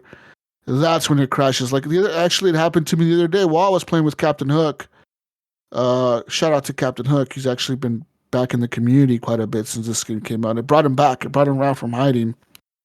So he was playing with me, and we were in game chat. We were talking, and he was like, "Oh, he was, in the game chat. We were talking. All of a sudden, my game froze, and I kind of felt bad because my game crashed, and I was so mad that it crashed that I kind of gave up on it, and I went over to Battlefield instead, Mayo. Oh, I was fucking pissed. And in the Battlefield. And I did the clean install, man. I did the clean install because Brink was like, "Well, do you do a clean install of the driver?" I was like, "Yes." And I don't know, man. So it's just the issues there still. I'm hoping with the Warzone 2.0 release that they address this issue because it really needs to be addressed. Yeah, that may get rougher because with 2.0 probably so many people playing it. Maybe that's what they're waiting for. I don't know. It just seems weird. I mean, if they would even be waiting, but so hopefully they I get don't it know. fixed with it. They gotta get it fixed because they addressed some of the issues like the screen flashing, which I never had. But there was some other issues with like the screen jittering and like that thing where like my whole screen turned into the rainbow colors or whatever. They addressed that issue, like that's fixed. But there's still micro stutters in the game and the new drivers, and there's still performance issues in terms of the hardware freezes up and your game crashes and there's nothing you can do about it. That's shitty, and I hope that they get it addressed because I mean I'm assuming that Nvidia is getting it addressed because Call of Duty is the best-selling game right now in the world, so you would assume that they're trying to get it fixed, right? Right, exactly. Yeah, I'm sure they're working around the clock on that one. But yeah, having switched over not now, but yeah. Yeah, but having switched over to Battlefield was running great. Battlefield it's a great running game, and it still has some players, not a whole bunch, but right now they are running a double XP weekend. So I decided to go over there because Brink has actually, since I bought Call of Duty, Brink has been playing a lot of Battlefield. What a dick. And he's been playing a lot of it. So I decided to go over there and I was playing some Breakthrough. And I was playing a lot of Breakthrough Mayo, and I had fun with it while I was playing it. Mm-hmm. It really reminded me of how different Call of Duty and Battlefield are in terms of gameplay and like the mayhem of the games. Call of Duty is more fast-paced action, right in your face, like explosions and shit. And Battlefield is more like epic, large-scale conflicts that you're like, 50 versus 50 in like a tiny area just trying to capture this objective, and there's helicopters flying by and there's jets going by and there's explosions and grenades and smoke going off and snipers everywhere and crazy shit, you're like, what the fuck? So yeah, it was kind of epic going back to Battlefield and playing that. Yeah, Jesus, I always want to say like shout out to that random guy who's trying to hold Edward right down by himself with a pistol and a rocket launcher. Yeah. He's just there, right? He's always there, Yeah. Like that's it. People are just blowing him up and helicopters are fucking him up, but he's like that's it. Just E for me. I'm gonna hold this flag down for you guys so you can go get other objectives and yeah. So playing some Battlefield Mayo, actually, since it's double XP weekend, it's actually pretty cool because you were ranking up really, really fast. So that means per kill now you get like 100 points instead of 50, and like for assist you get like 50 points instead of 25 or whatever. So that's really cool. One of the things that I did have in Battlefield was I was really close to finishing my battle pass. So when I started playing yesterday or 2 days ago, my battle pass was like at level 94. Now I already beat it by today. So last night I reached level 100 in the battle pass. There's still 1 week left of the missions. So this coming up week, this Wednesday, so a couple days from now, you're going to have the last week of missions come up. And that'll be the last week for the battle pass to be completed. It's this week. I'm assuming that's why they're doing the double XP right now. So yeah. I finished the battle pass. That's fucking crazy. Yeah. I mean, I got a pretty cool skin for the new guy. I forget his name, but he's the guy that puts down like the sentry gun and you can shoot it. Like you manually stand behind it and you shoot like this huge like Vulcan gun or whatever. He's a pretty cool character, and he can also revive anyone. He has like the ability to like, he's kind of like a medic almost, where you can revive anybody on your team, not just your squad mates. You can revive like other down teammates from other squads. So he's kind of like Angel in that terms. He's a support character. So yeah, I was playing with him and got the new skin, pretty dope. And I'm excited to finish the Battle Pass. I look forward to Battle Pass 3. But I'm kind of worried about it because, Call of Duty Battle Pass 1 is coming out now as well. and it's like, okay, what am I going to be working on more? Is it Call of Duty or is it Battlefield? Like, which one is it? You know? Yeah. That kind of makes sense to me now because Gunny and I, before you hopped on, we were chatting and he showed me a news article, so that kind of makes sense why this is going to be happening, I think. But we'll hit that later. Yeah. Yeah. So there's so Call of Duty and Battlefield, man. Those are two great games I've been playing. I played a little bit of Tropico 6 last night. So I apparently own that game on Steam, and I was like, you know what? I want to play like a management type game, like a build a city or something type game. And dude, I went to the Tropico page, and there's like at least 10 pieces of DLC for that game. That's like $100, dude, for all the DLC. It is insane how much DLC they have for this game. Calypso does a great job of adding. They have DLC so much there. They have like the European Union DLC. They have like some American DLC. They have some like Island Paradise DLC. They have some other like fucking weird DLC, like some corruption DLC or some shit. And I was like, do I really need all that? I don't know. And then so I started playing a sandbox mission where like you select an island, and it starts off like the normal tropical game where you have to declare independence and then you keep building up your island or whatever. Time goes by. You're trying to survive and not get assassinated and shit.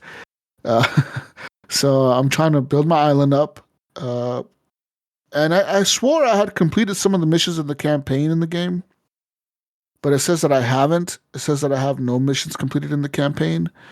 And I was like, do I really want to play this campaign? Like, go through it and like do the first 4 missions on this island, then go to the next one, do the next 4, then go to the next one, do the next 4. Like, I don't know if I want to do all that, you know? Mm-hmm. So I'm just kind of playing the sandbox mode, building up a little island. Yeah. So it's funny. I think the game's on Game Pass. I think I've installed it. That I didn't play it. Uninstall. I don't know. There's just something about it where it's like, yeah, I feel like my only time I really enjoyed it was on the Xbox 360, early Xbox One days a little bit, and then it was like, I don't know. Yeah. One day I will definitely get into that game and be like, fuck yeah, Jesus fucking, I'm a fucking, yeah, it's like I've already finished 3 islands, like it'll be something that sucks me in. But yeah, I don't know, it's just something just not grabbing me about it's good. Tropico 6. It's a good game. It's fun. It's fun. I think Tropico 3 I put a ton of time into. Other than that, what else did I play this week? I know I played something else. It just doesn't come to the top of my head right now. I played some more Battlefield 1, and that's, Battlefield again, but different type of Battlefield, I guess. You need to play some. You guys need to play some of that Halo. No. Some of that new Halo game now that Forge mode is out. Finally. No. Play some custom maps. I know that Brink's probably been playing it. How many players does Halo have on Steam? Let's look it up. 5,000 players. Yeah. Right up there with Battlefield 2042, right? Somewhere in that range. Of course, biggest game right now, of course, is Counter-Strike. Yeah. That is crazy how many players Counter-Strike has, dude. Yeah. Has right now over 600,000 players playing it. You figure probably like 500,000 of those people are in China. Somewhere in Asia, yeah. Yeah. South Korea, and Indonesia, Taiwan, all those places, yeah. But yeah, I mean, that and Valorant. That's all I really played. You did. PUBG has the record still for the most players at once ever. Yeah, remember when that was just the only? That was like the only battle royale before Fortnite blew up. Yeah, that was like the shit right there. Yeah, it has the most players that it ever had out of any game ever, and it had 3,236,000 players at one day. Wow.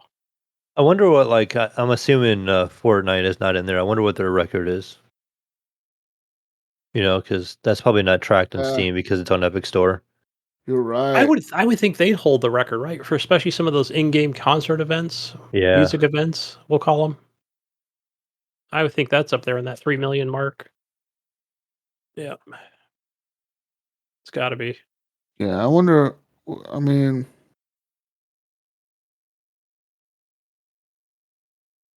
they were saying last year, Fortnite had. See It was here, like last Ariano year. Grande or something. Yeah. Oh my god, dude! No way it has this many players. Is that who it was too? So, That singer? listen, in the last 30 days, in the last 30 days, okay, Fortnite had 250 million unique logins. Damn. Wow.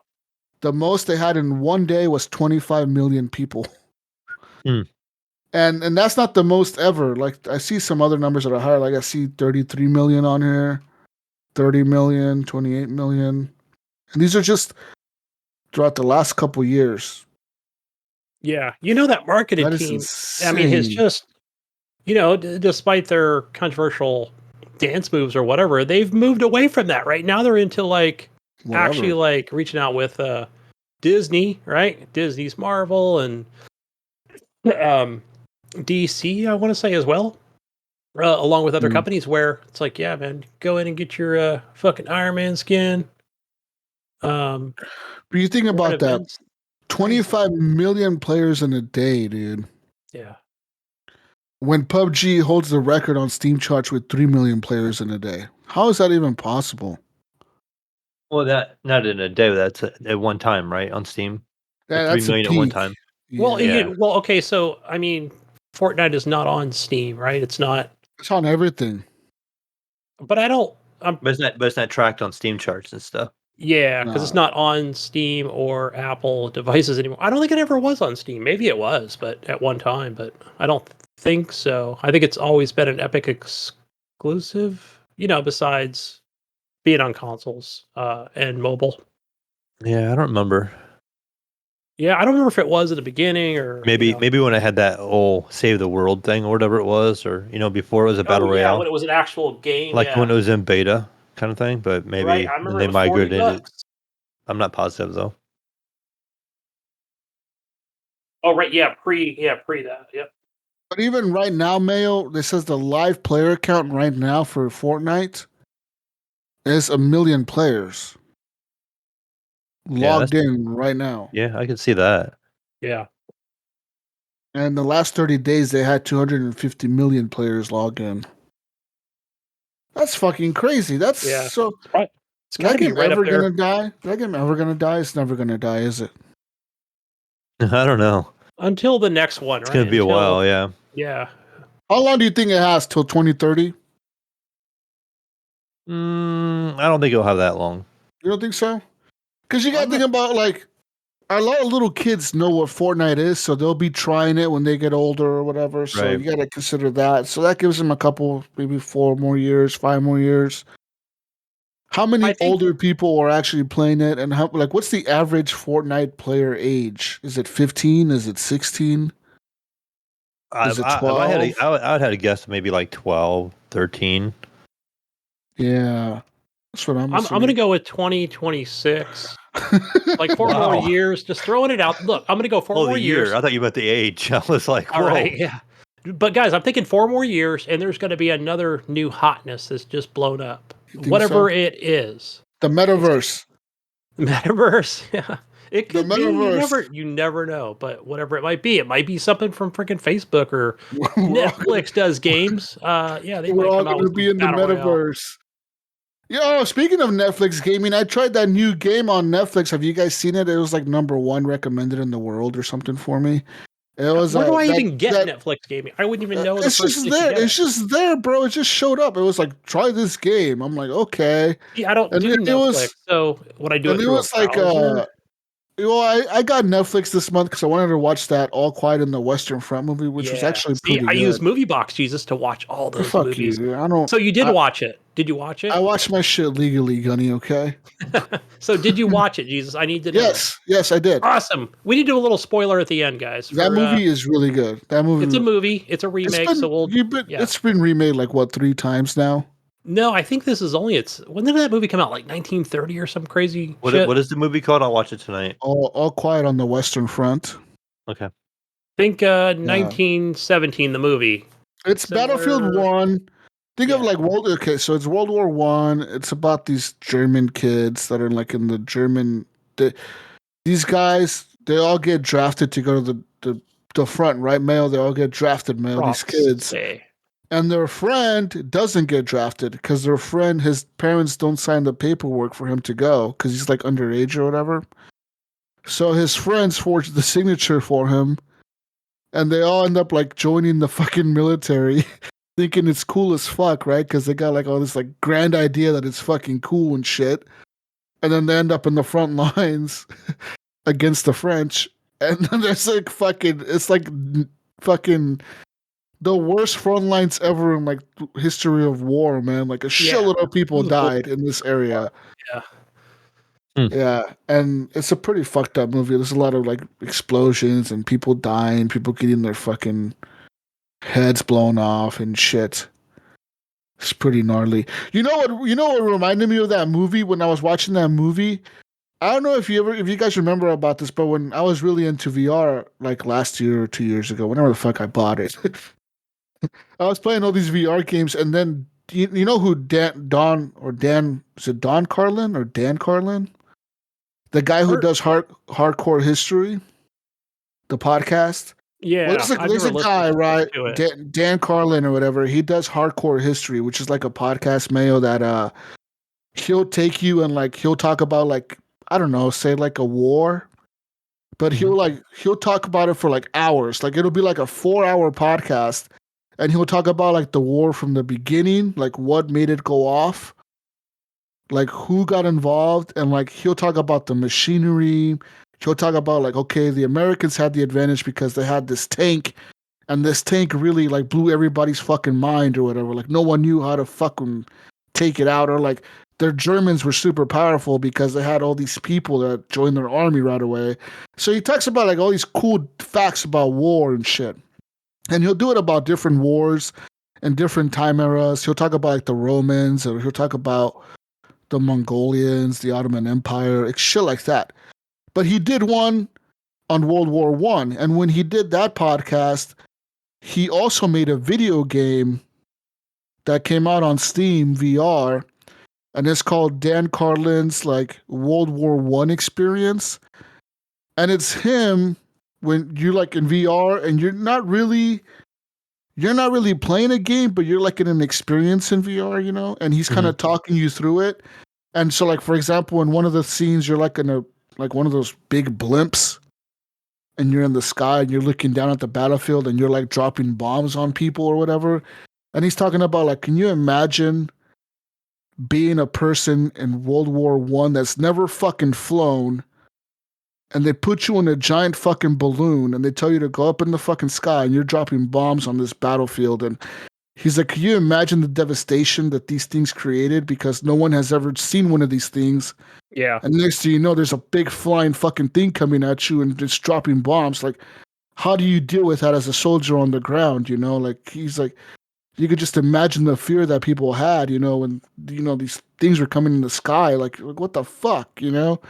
Or he'll like exactly, yeah. Or like he'll like another scene was like you're in the trenches and you're like in like a little like bunker thing and there's like shells going off, and it's just like you're just sitting there and you're sitting there like in a room full of soldiers and they're all fucking crying and shit, and it's like, can you imagine being a 15-year-old kid like sitting in this room and like these bombs are just going off all fucking day, all fucking night, you don't get to sleep. It's just explosions after explosions after explosions. And He's like, so it's a pretty cool experience, and that's what this movie reminded me of, because there was a scene in the movie just like that, Gunny, where they're all in that little bunker, right? And and they're getting shelled or whatever. Horror on their face, Exactly. It reminded me of that VR thing. It totally reminded me. I was like, holy shit, I've been there. I've seen this in the game. It was really cool, man. It was a cool movie. It was really well done. I liked it. I do have a podcast recommendation, Jesus. I know I sent it to you. I didn't explain what it was, but this was recommended from a coworker, somebody who I actually work with. And it's funny because when I called him last week, it was weird because we both watched All Quiet on the Western Front on the same day. But so this podcast is called Real Ones, REAL. It's with a guy his name is John Bernthal. So I know he's an actor. I don't know what movie he was in. He's the guy who's in The Walking Dead. Yeah. So then he gets people who have, like, it could be somebody who was in a gang in Los Angeles, who's now like a director and just talks about basically his life growing up or whatever. But this recent episode was with like this French Canadian soldier who's a sniper. So when the Ukrainian this war broke out, right? Yeah. You can be. I mean, either me, you, or Mayo could just go and fight if we wanted to, right? If we just wanted to be like a Foreign Legion type style thing. And that's exactly what this guy did. So he's fought in different wars. Some maybe nobody's ever even heard of, where, might have been like the Middle East fucking Desert Storm or something, right? Going to fight for the Kurds but yeah, he's like, as soon as the war, Russia invaded, I just got on a plane, went over there, and he just talks about, just being a good soldier, right? Maybe not the best sniper that some might call him, but he's like, nah, he goes, I'm not the best. He goes, I'm just a good soldier. It's something that's been instilled in me to fight. So yeah, it was really freaking interesting, to talk about how close he's been to death, like where he's just like, I can see, the freaking, like the tank and the shell going off and watching body parts flying and just like, like the fear, that runs through him is like, wow, I was really that close, like just amazing. So just to hear, somebody actually talk about it who was there. So, but it's a good podcast overall. I've really enjoyed it. Check that out. Speaking of Ukraine, shout out to the Ukrainians who just took over the city of Kherson. I saw that. Yeah, they made the Russians retreat. That's pretty big, man. Yeah, man. Did you see like the shelling? I think I was watching on Sunday, and just the missiles they were just sending over there was like a shock and awe type experience. So, well, yeah, it's kind of crazy because that's a big loss for Russia, because that was like their capital city that they claim was the capital of that. Because you know how they annexed that whole area of the Ukraine and said it was theirs. Yeah. They said, we did a vote, and all the all the citizens just they love us. Voted for Russia to. And this is our land now. Well, they claimed that city was the capital of that area, and then to have to lose that city, it's like, what the fuck? Okay, bunch of losers. Anyways, let's talk about some more news here. Let's move on to some news. It's news time. Video game news. News time. Battlefield 2042, Mayo. We already talked about it. Move on. No, we didn't really talk about it. I just kind of brought it up for a second. I know. Battlefield 2042 is gearing up for the release of Season 3. EA is trying to get their fans back to the game. And beginning with Season 3 via EA Access and Xbox Game Pass, Battlefield 2042 will be accessible through the Game Pass EA Access thing on PC and Xbox. They also revealed that Update 3.2 will include the reintroduction, Mayo, of classes to Battlefield 2042. Nice. This update is a part of Battlefield 2042's Specialist revamp, which will see them get more defined roles on the field in addition to a specialized set of gadgets and equipment. So that means that only the engineer can use rocket launchers, only the medics can use the medical crates, I'm assuming the support class is going to use the ammo crates, which is kind of cool. I wanted that back in Battlefield. It makes it so much better to have like a defined role in your team, you know? Yeah, I've always enjoyed it that way. EA says that they have been testing these updates extensively, Mayo, and that it will soon be revealing another new assault specialist. EA also promised updates to Battlefield 2042 Manifest and Breakaway maps, with the latter getting a massive overhaul, they said. While Battlefield 2042 has not received much attention over the past year, EA has been working quietly in the background. Season 2 was comparatively well received by fans, featuring numerous improvements to the launch version as well as the introduction of mid-season events. Battlefield 2042 notably had a very rocky launch and uncertain roadmap, poorly received additions like the Specialist, and overly large maps all drew criticism from longtime fans of the series. It led to EA saying that the shooter did not meet expectations earlier this year. In addition to this new Specialist and the new map improvements, Mayo, Season 3 will include a new Battle Pass, new events, and numerous quality of life improvements. EA says that it should be live in a few weeks, with the classes rolling out in early 2023. So, with that being said, there is going to be some free-to-play weekends coming up here as well in December for anyone, anywhere. So on Steam will get the first weekend, Mayo. So if you could download the game on Steam, I believe it's the first weekend of December. That will be the Steam trial. So for 2 days, I'm assuming Saturday, Sunday, you could play Battlefield 2042 for free.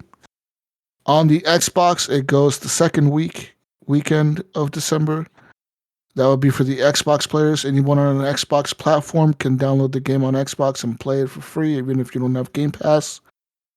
And on the PlayStation platform, you will be able to do it on the third week of December. You're going to be able to download the game, or the third weekend of December. You're going to be able to download the game and play it for free on any PlayStation console that, of course, supports the game. Nice. But I like those free weekends. Those are always nice. It's kind of weird to me that they're doing it separate weekends for separate platforms. I noticed that, but weird. I think it's also a server thing where they're like, "Whoa, we don't want an extra 500,000 people logging in at the same time and crash the server." Could be. Yeah, you're right. Yeah. But you would think you'd want to try to maximize how many players you have playing at the same time At too. once, yeah. That way, matchmaking is easier. And it doesn't look like they're full of AI lobbies. Yeah. Well, I think there's still, like, when you add in just one ecosystem like Xbox or especially PlayStation, since there's more of them out there. Yeah. Yeah. I mean, I'm sure they'll bring us a good amount of people, I guess, with each and one individually. But I think you want to make sure you have a lot of people online. Yeah. Anyways, I look forward to Season 3. I will be definitely playing it, like I said. Because I already own it, right? Because I got the Ultimate Edition of Battlefield, so I own Season 3 already. I even own Season 4. So I'll definitely be playing them. I just don't know if I'll finish them. It popped in my mind, like I said, when you guys were talking about Call of Duty. So this kind of will come out right around the time, a little after Warzone. So this is probably like their counter to like maybe trying to steal some of the Warzone players or try to prevent people from leaving Battlefield and go to Warzone. I mean, plus it's been a year, right? So this came out, November 2021? So roughly a year later. Why not? It's time to put it in the vault and put it on Game Passes and subscriptions, open up free weekends, which they should have done initially. It's just they should have put up free weekends before, but to have these updates come out, that was probably their goal. Once they knew when Warzone was coming out, they're probably like, look, we need to get this game ready by this time, as good as we can by this time, Mm-hmm. And other news, speaking of Call of Duty Modern Warfare, Mayo, Call of Duty Modern Warfare 2 and Warzone 2.0 Season 1 is coming out this week, November 16th, on Wednesday. It goes live. Warzone 2.0 will have its inaugural season of content, bringing a major overhaul to how Call of Duty Battle Pass works, actually. So, Mayo, the Battle Pass, instead of having a linear pass of 100 levels to unlock and cosmetics, to earn cosmetics and XP tokens and all that, Modern Warfare has come out and reinvented the Battle Pass, Gunny. They've reinvented it, okay? They're innovators over there. You know, we know They Call of reinvented Duty. the circle, right? Why not reinvent the Battle Pass? You know, Call of Duty is known for innovation. One thing I think about Call of Duty is how innovative they are every year with their games. Says here, it's a multi-sector map. Players will unlock items using earned battle token tier skips across this map. Each map has at least 20 sectors, Mayo, with 5 items in each sector. Tokens can be used to either unlock adjacent sectors, or you can earn more items within an unlocked sector. Basically, these tokens allow players to unlock specific items with the Battle Pass at their own pace. You can skip around the Battle Pass to get the things that you actually want. This means players can go for the sought-after items like weapons and operator skins by unlocking those sectors first, and then continue the grind to unlock all the sectors for 100% map completion and Battle Pass items. Activision revealed Season 1's pass will include the Victus XMR sniper rifle and the BAS-P submachine gun. Zozar Zeus Kalu will be the operator within the pass. A full Battle Pass reveal will arrive sometime this week, which I think it already has. And so there's that, and I'm pretty sure we have an article here about more Battle Pass. Oh, the Call of Duty Warzone 2.0 trailer is out now, Gunny. It's out. I haven't seen it.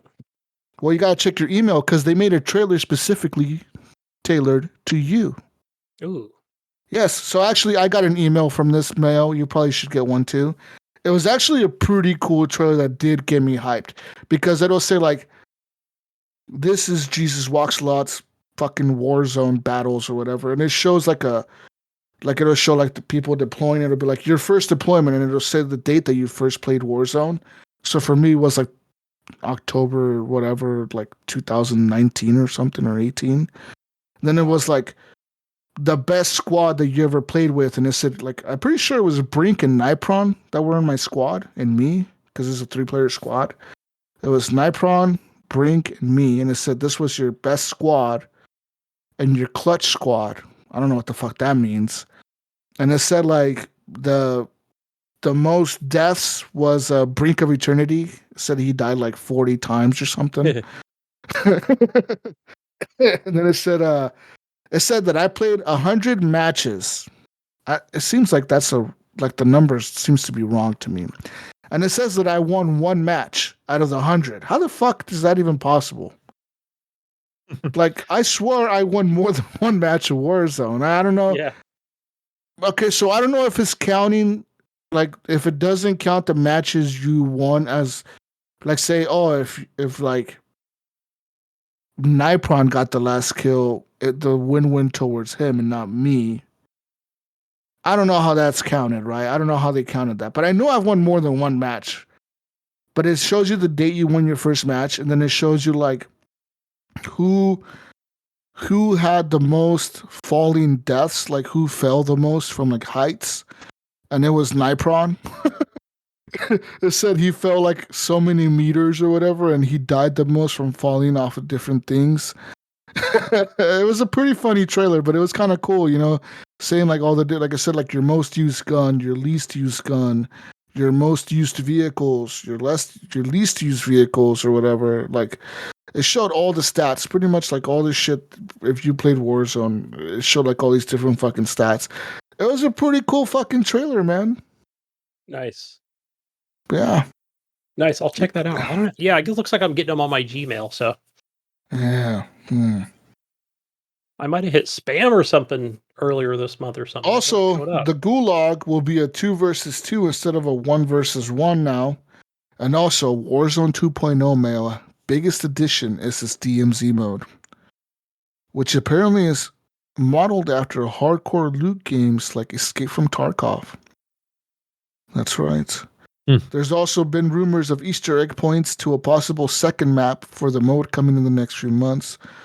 But yeah, that DMZ mode looks pretty cool because they've actually said that if you play the DMZ mode, that any gun you get in the DMZ mode, so like say you get a gun that you don't have unlocked in the actual multiplayer, if you're able to extract and leave with that gun on you, then that gun becomes unlocked in the multiplayer for you. Wait. So you don't have to level up in the multiplayer to get a certain gun. You could just go into the DMZ mode and say, oh, I really want to get this sniper rifle, but I know it's in this DMZ mode. I'm going to go in there and get it. You can go in there and get it and then get out, and you have that gun now in the multiplayer. So that's kind of cool, man. Yeah. Do you think many people will be playing that DMZ mode? I mean, I guess some of your hardcore players will. Mm-hmm. I will. Because I'm hardcore. Yeah, if you can go in there as duos, it would be great. You need somebody to watch your back. Oh, I'm sure there will be like a squad. Right? Remember I told you, like, that's my favorite mode is plunder, the plunder mode or whatever. Go in there, get a bunch of guns, and extract. What else is going on here in the news? Some more news, Mayo and Gunny. The Witcher 3. That's right. CD Projekt Red is still around, Mayo. They're still around. Damn, okay. 2 big pieces of DLC. Great game. Well, CD Projekt Red announced today. Was it today? It was today. It was. Wow, Gunny, you're on top of shit. It was today. That The Witcher 3, The Wild Hunt. Shout out to Andrew, our old news machine guy. The Witcher 3 Wild Hunt Complete Edition, Mayo, will release December 14th, 2022 on the PS5, the Xbox Series X and S, and the PC. Enhanced with the power of next-gen consoles and modern PC hardware in mind, the upcoming release of CD Projekt Red's award-winning role-playing game will feature dozens of visual, performance, and technical enhancements over the original, Mayo. These, Gunny, include ray tracing support. Ooh. Can't wait to see how my game runs like shit with ray tracing on. Right, especially a big open world game like that. Faster loading times on consoles, Gunny. That's a plus. As well as a variety of mods integrated into the experience, among many others. Along new additional content inspired by the Witcher series from Netflix. These will be covered next week in a dedicated Red Stream event on Twitch, where the studio will present gameplay from the next-gen version of the game. The next-gen version of The Witcher 3's Wild Hunt Complete Edition will be available for purchase digitally on the PlayStation 5, Xbox Series X and S, and the PC. It will feature all free DLCs released to date, and both major expansions, Heart of Stone and Blood and Wine. Moreover, a free next-gen update will be available for everyone who owns any release of the game for the PS4, the Xbox One, and the PC. A physical edition will be released following the initial digital rollout, with the specific date to be announced at a later time. In addition to the next-gen releases, the PS4, the Xbox One, and the Nintendo Switch versions of The Witcher 3 Wild Hunt will also receive an update featuring numerous additions and improvements, Gunny, as well as the Netflix Witcher theme additional content. Further details, including the release date, will be announced soon for those platforms. I wouldn't expect much visual stuff on the Switch, but on the Switch. Yeah. But more content is always good. You know, everybody like that I've listened to through podcasts and different avenues of media. Oh, don't expect, you know, I mean, of course, it's always been, they've always talked about it, but, you know, especially after Cyberpunk, where don't expect this till next year. You know, we're just going to speculate June. We might get a visual upgrade or, you know, more of a performance enhancement for this Witcher 3, the game. But so I'm surprised. I was expecting this to come out again myself for June, you know, that they would finally get around to it, you know, putting the time in to make it, you know, a more enjoyable experience, you know, on current consoles. So that'll be awesome though, especially when you're down in a freaking cave or whatever. And you die, and it's like, yeah, that faster loading time is going to really help. So, for sure. I mean, and the game already, you know, looks great, right? You could play it. I kind of want to buy this, and I kind of want to buy this and play this now. Should I just wait for this release to come out and buy that? Yeah. I mean, no. Well, I would say I would see what the price is now to see if it's on sale, especially with DLC. I should just buy it now cheap, huh? And then like get the free Go to update. CD Keys or because didn't they say or see what the price is. Didn't they say like it's gonna have a free update with the graphics and shit for the people that own it?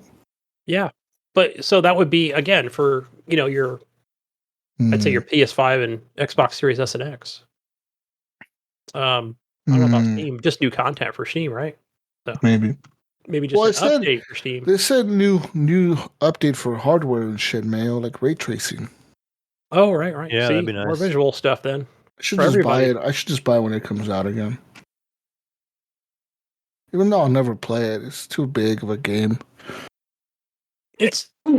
I think you're still good to jump in. I mean, it is a game where, I would say if you're following the storyline, it's good, right? You can kind of venture off if you feel like it, but I don't recommend it. Because I do feel like, for me, it's the story. Yay, I leveled up. Wonderful, right? I've collected enough shit to sell or whatever, got more, maybe some better armor or something, weapons, but yeah, I think the story's where it's at with this game. In other news of Witcher news, Mayo, also late last month, I don't know if you guys knew this or not. I'm pretty sure we talked about it a little bit. CD Projekt Red announced that 2007's The Witcher, the first game CD Projekt Red ever released in the trilogy, will be rebuilt from the ground up using Unreal Engine 5 technology and will use the toolset CDPR is creating for the new Witcher saga. The project is currently in the early stages of development at Fool's Theory, a game development studio specializing in role-playing games. The team employs numerous veteran developers who previously worked on The Witcher 2, Assassin of Kings, and The Witcher 3, The Wild Hunt. And CD Projekt Red will be providing full creative supervision. So there's that. I think it's going to be a cool remake. I think were those ever released on the consoles? Not the first one. The second one was. The second one was? So I want to say, I could be wrong on this, so I think The Witcher 2 had like some kind of director's cut specifically for Xbox. So I want to say that was the Xbox 360, which I dabbled in. But then it was like, I got into it so late, it was like, oh, The Witcher 3's out. It's like, oh, fuck, I don't want to play this, I'll play The Witcher 3. But I don't think it came to PlayStation. I don't think it came to PlayStation, but I remember I did buy The Witcher 2 when it came out on the 360 because it was on a two disc thing or whatever, and they had like really fucking sick ass cutscenes with those CGI and shit they had. Yeah, I was like, this is fucking awesome. And then I got into the gameplay. The gameplay wasn't so much fun. Right. It was way different from The Witcher 3. Like The Witcher 2 felt way more linear, it was a linear game. Way more linear than The Witcher. The Witcher 3 went open world. The Witcher 2 was more like, you're going to go through this area and kill everyone or fight these people or whatever, and then move on to the next area. It was more like a linear game. So I'm hoping when they remake it, they revamp the graphics, which of course they will, but I hope that they also make it more open world. Well, they're remaking 1, right? So, which I don't know anything about Witcher 1. But like I said, I'm hoping they make it like The Witcher 3. That's all I want. I want it to be like The Witcher 3. Oh, like a new story. Sure. Yeah. I want the same combat, or maybe a better combat, maybe more enhanced or whatever. But make it accessible. I don't want to go through a fucking linear stupid shit, whatever the fuck. Just make it good, man. Dude, I'm sure they will. I have faith in CD Projekt Red, Mail. In other news, the European Union, members of Parliament, voted to bolster investments in the European games industries. Members of Parliament have voted on a resolution, Mayo, that calls on the European Commission and Council for larger investments in the European games industry. The group proposed that the national and Europe Union aid will be used in the effort to support this sector. Elected officials also asked for the creation of a long-term plan to develop and retain the talent of European video game makers. Among other proposals was preservation of the most culturally significant European video games and ensuring their playability in the future. What the fuck does that mean?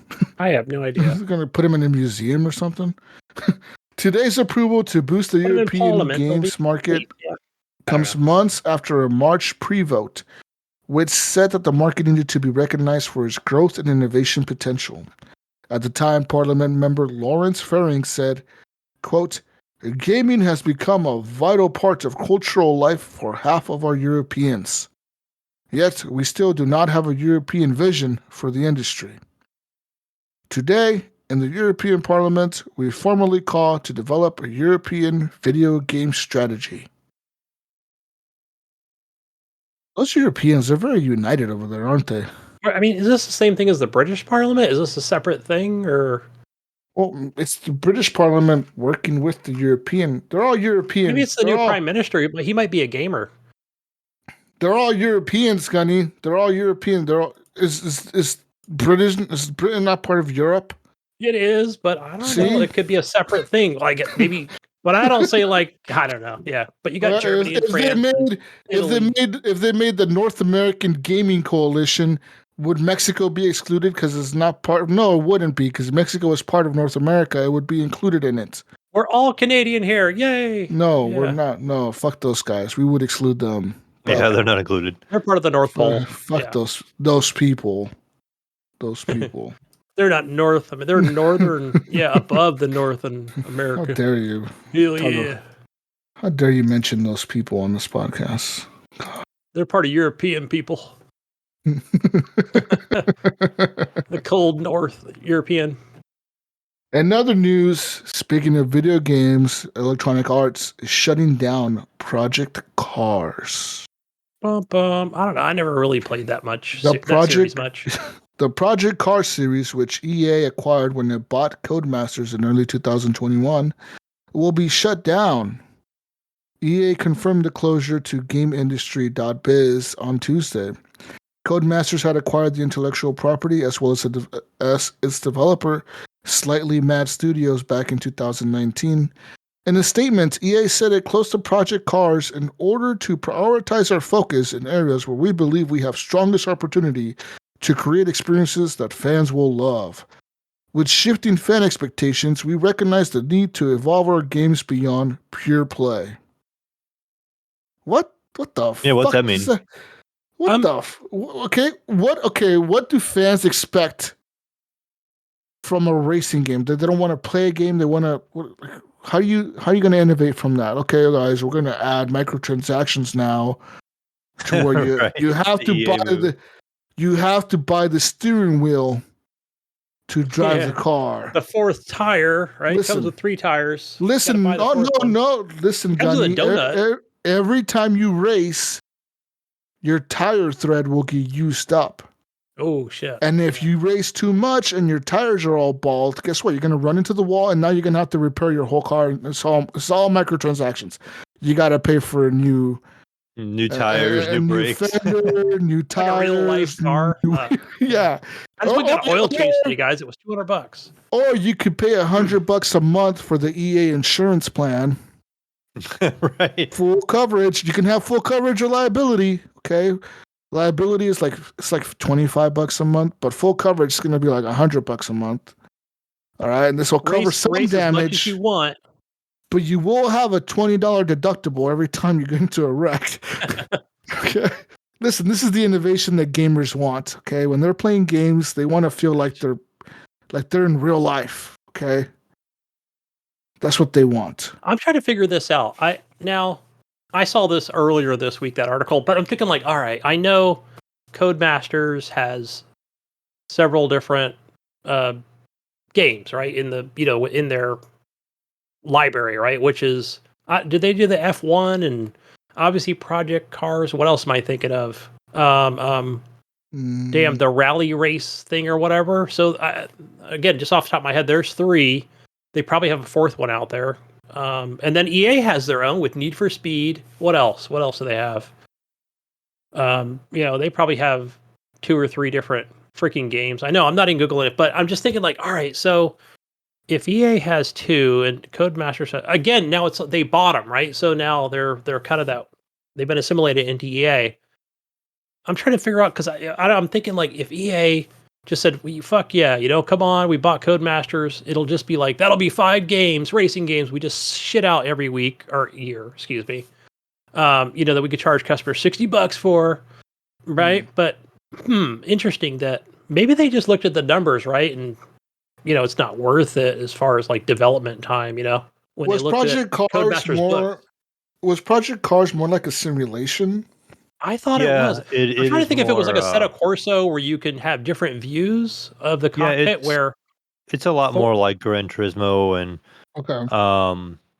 one thing I really enjoyed about Project Cars, the reason I was playing probably more so on Project Cars 2, it has full VR support with my Oculus, and that game is really cool. Like on the inside, like they did a really good job on the VR aspect of like making you feel like you're in the car. Like you can even adjust like the height of the seat in the game settings. So like like it's kind of important like get the right height of it being in the car, and it has like the height of your seat and your adjustment and stuff, like how far forward you are in the seat and stuff even, and you can see all your rear mirrors and through the car, and it's just really really neat. Like it's really immersive actually. And if you really want to see an experience like driving a car, like the interior is super detailed like real life, just like your Forza and stuff has been done. Like they take like real footage of these cars and stuff, so you really feel like you're in those cars. And so it's kind of neat. And when you're racing and when you can actually look in your mirrors in VR, even though you're using a controller, it's pretty cool. Like look in the mirrors, you see the cars behind you and stuff and stuff like that. And when you're going up over hills, you can't see the top of the crest of the hill or something. And it's just a different aspect, and it really does feel like you're there. Yeah, it's I mean, what other game like that does EA own? That's like a NASCAR. simulation? I just looked and they. Well, I don't Didn't they buy a lot of those? Well, they own a lot of them. Didn't they buy a bunch of racing games? Didn't they buy like Project Cars, and then they get into the Grid series? I think they ended up buying Grid. And then I don't know if a couple other ones. Like they almost think like they bought like all the major car games, and now they're all going to be like, they're going to be all Need for Speed. Yeah, I mean, that's something they could just put on the back burner, right? I mean, just put it in some storage for now and focus on other, you know what they're going to do? They're going to keep releasing Need for Speeds. They're going to burn out Need for Speed. They're going to fuck it up somehow. Yeah, and then they'll fall back. Yeah, then they'll fall back and say, "Oh, Project Cars is coming back with the new whatever." And then they'll burn that out. Then they'll bring back Need for Speed afterwards. Yeah, right. And then whatever Codemasters can bring it over with F1 and other things. Because Need for Speed hasn't been great every time, right? Like every so often they'll release one that's just shitty and it's like nobody really plays it, but they always come out with the new one. Right. It doesn't matter, right? It's gonna be it's gonna come out every year. So I don't know if you've seen the gameplay or trailers for the new one. It's more like everything, like a street racing, right? It's street racing. Everything I've seen is like it's all nighttime. It's got like it's. I think Mayo would like Speed Underground. It's like Need for Speed Underground. I kind of want to play it. It's got like the neon. It's got a lot of lighting to it, and like the tires smoke and freaking sparks fly off of it. And then I guess it's got different neon style type things as it goes around the corner. What am I thinking here? Does it have family? No family in it. There's no family vanilla white guy in there, right? There's no family. I'm not playing this shit. I'm sure it'll have. Yeah, I wonder if this one, like, what kind of story is it going to have? Like, is he a drug dealer? He's a drug dealer. Just graduated from Harvard, He's a drug dealer that needs to street race now because he owes a debt to some guy. Right. He fucking embezzled all his crypto coin. Yeah. He invested all his money into that FTX company and they went bankrupt. And now he has to pay back his $1 million debt, Mayo. One street race at a time. Yeah. But it is something. I was watching a streamer. But you can turn that stuff off. I'm like, well, why the fuck would you add that stuff in there? The lighting and effects that I just mentioned. So I'm like, it has to have something that should be the one that you can't turn off. But yeah, I guess that would get annoying, especially if you're getting that behind the car view. You're trying to race and focus on what's in front of you, not the shit. I mean, it'll make a great YouTube video for sure. A good video clip, but not an actual street racing. So, I don't know. We'll see. Again, the one thing I always look forward to, any of these games, right, coming out for EA, you always get that 10-hour free trial. So try it before you buy it. That's why I recommend it. It's $5. It's probably a better value than Game Pass. I will say that is the case, so, especially with new games. Get your 10-hour free trial. So, but included with Xbox Game Pass, of course. So, and the beauty of that thing is I can play it on the PC. So, yeah, I'm gonna play. That is awesome that they do that. So they just allow you to. It's been a long time since I played a racing game, and I kind of want to play this Need for Speed. So I'm gonna try it for 10 hours. Yeah, I've only seen like 2-minute videos. Like that's just as much as. And you know what? To be honest, 10 hours will probably be more than enough. Way more. Yeah. And I'll be over. You'll know after an hour if you want to. Yeah, I don't want to. I want to race this shit again and again and again. Okay, let's move on here to some more news, guys. So yeah, they did say that all the people employed at that studio for Project Cars will be moved to other roles that they can be useful in the company at EA, they said. So they did say that they do employ about 150 people at the moment. So hopefully all of them get placed in a good spot, right? Yeah, they probably just make, like I said, Codemasters. It's probably just one huge building they make the 2 series games. In other news, God of War performance, Mayo. I know you want to know about this. Bum. Dirt Rally. Performance. If you have a PlayStation 4 from 2013 or a PlayStation 4 Slim model, the game will only run in one mode, and that is 1080p, 30 frames per second.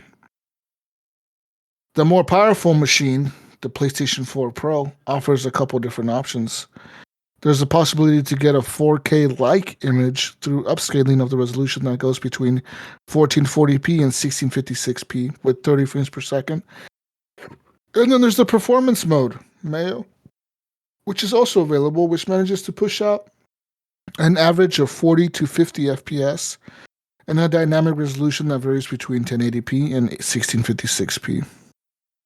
The biggest problem with the performance mode on the PS4 is a very uneven frame rate, and since the last gen console does not support VRR, variable refresh rates. Oh, I know what the lingo means, Mayo. I know what it means. Yes, you do. It is not possible to iron it out for a smoother experience, so it is what it is. Although the PS5 offers the best experience playing God of War Ragnarok on the old PlayStation 4 consoles, it is far from bad, especially if you don't mind the 30 FPS.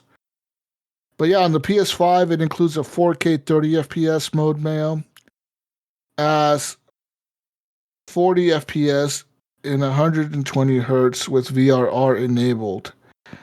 And you can do the possibility of unlocking FPS with dynamic resolution, which then goes up to about 80 to 90 frames per second. But that's not a dynamic resolution, so I'm assuming that goes anywhere between 1080p to 4K.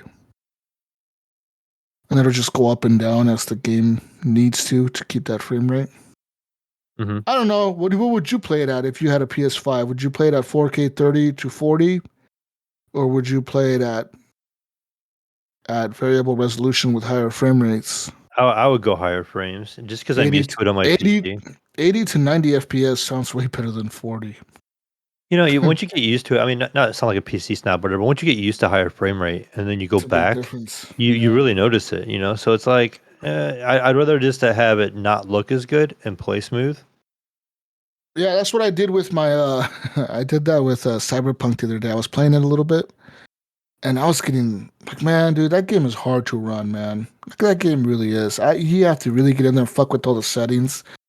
So I went in there, and I dropped my resolution from 1440p to 1080p, Mayo.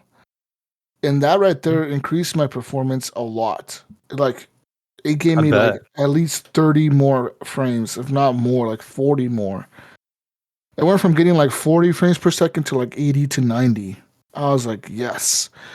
And then I ended up dropping some of the settings, so I got even more frame rates, and it feels so much better now. But fuck, is that game hard to run? It's taxing, huh? Yeah, and also that game is hard in general. I forgot how hard Cyberpunk is sometimes, dude. Like I really suck at the combat at that game. Mhm. I don't know what it is. I fucking suck, dude. Like not Well, even I don't think kidding, man. the gunplay isn't real great. I think it's okay. I Yeah, wouldn't say it's like like a great. straight shooter. It's decent, Yeah, but it might be a little off. And then I feel like sometimes the controls of the other stuff are better. Like when you start getting into more of the hacking and stuff like that, I feel like it can make the game better. yeah. But like some of the things I don't even understand what they do. Like you know how there's those little like mini hacking games where like you plug into something and you have all the numbers on the top and you gotta like Oh mess yeah, that them. was hard to figure out. Like How they do didn't you explain it. what's the point of that? Like it tried to like tell me like it says help and I press help and it's like, well, you have to data mine the thing and you have to like match the numbers with the numbers on top and but I'm like, how does it because you go per row and then like when you click on a number it'll switch over to the next one and then like, instead of going sideways you can only go up and down or sometimes you could only go sideways. How does it determine that? I don't know how that Yeah, game I works. I don't know YouTube, either. guys, YouTube. I don't know how that game works, dude. I honestly like, and then like I was looking up like how to like respec my character, and you can't. Like you can only There's no Ripper Doc you can go to. you can go to a Ripper Doc, but it costs like 100,000 credits to get your shit respec. Okay, so I sold all my junk and all my guns, right? And I'm like, all right, I'm gonna go to a fucking Ripper Doc. I'm gonna get my guy respec, and there was no option at the fucking Ripper Doc. There was no respec option. I was like, "Where's my respec, bro? I want to get new shit." Now you're a hobo with no And now, money or guns. A lot of money, no guns. Yeah. now I'm a hobo with a bunch of money and no guns. I'm like, you know what? And like, I looked it up, and they were saying that you cannot respec your character. Like, you can't change the main attributes of your character. You can only respec certain points, but not the main attributes. So they said to do that, you have to restart the game from the beginning and start investing points into what you feel like you're going to want to play because the game only gives you so much XP even if you upgrade all the way. There's no possible way to upgrade the entire skill tree. Reminds me of Witcher 3 a little bit. Yeah. It's so fucking stupid. It pissed me Not off. the same context, but I was like, bro, I don't want to start a new game. You know how long it's going to take me to get to this spot in the game? It's going to take forever. Like, I'm never going to get back here. Like, whatever. It's just like I said, some of the combat is really hard and it really sucks. I ran into this guy, Mayo. He jumped out of like this trash can or something and he fucking fucked me up, dude. He straight destroyed me. And I'm like level 30. Okay, I'm like level maybe 35 or 40 in the game. And I go into my perks, right? And mind you, I already finished the story in this game. So I'm just kind of doing like I reloaded the save that was like right before I went into the last like story cutscene mission or whatever. So I'm right there at the end of the game, right? Right where I beat it last time. And I go into my perk trees and I didn't use any of my perk points. So I guess the whole game, I just didn't use my perk points. I put the points into the main attributes like strength and hacking and intelligence, but I didn't put any points like into the sub skill trees of those things, you know? So like I didn't have any perk points in my guns or in my sliding and my carrying capacity. I didn't have any points in my hacking thing. I didn't have any points in my intelligence thing. I don't even know how that skill tree works. It has me all fucked up. It has me rethinking everything I ever did in Cyberpunk, man. That's where you go back and say, fuck it. Instead of getting beat up by bums jumping out of trash cans, just go back, restart, you hobo. You fucking noob. I just got to restart the fucking game. I thought I was a pro at Cyberpunk. Turns out I'm just some fucking hobo that doesn't know what he's doing over there, Mayo. Well, I mean, this game can change so much by how you play it. You can play through it like just straight up as a shooter, like just put all your points in combat, or you can do it like in the tech stuff. And I feel like the gameplay is so much different each time if you know how to do it. But I want to shoot people, but I also want to fuck them up with I also want to use a sword and fuck people up. So yeah, like, that's the other thing too. Is I guess the hand-to-hand combat can be really good too if you do it that way, right? You can put a lot of points in your damage and your sword, and like your katana and shit, and use a sword the whole time. That would be cool. Like, I just don't know how to do it. Like, I want to restart the game, but I don't know what to do, Mayo. I'm scared, Gunny. What do I do? Well, I mean, if you can start to go with a second save, I mean, that would be the way to go. I've already restarted the game once. I started as a street kid, and that intro was kind of stupid. Honestly, the corporal one was better. It was longer. Yeah. The street kid one is literally like 2 minutes, while the corporal one was like a 15-minute thing. And so I started a new save or whatever, but like I don't know what to do. I don't know what I'm doing. I don't know. It's like, what am I doing? I don't even know. I don't even know where to start. I don't know what to do in my life anymore. Delete it, install. This game has me questioning my whole life. God of War. Sell my PC. I'm gonna trade my PC for go the to eBay, PS5. not eBay, but Craigslist, get a PS4, right? Yeah. Buy it on there. If that's too much for you, right? I still recommend it, even if it's on a system from last gen. All right. Speaking of Netflix gaming, as I was earlier, when I told you guys, I never told you guys what game I played. I remember we got sidetracked or something. Oh yeah. But I played a game on there that was called like Trivia World, Trivia Monster, something Trivia, Gunny.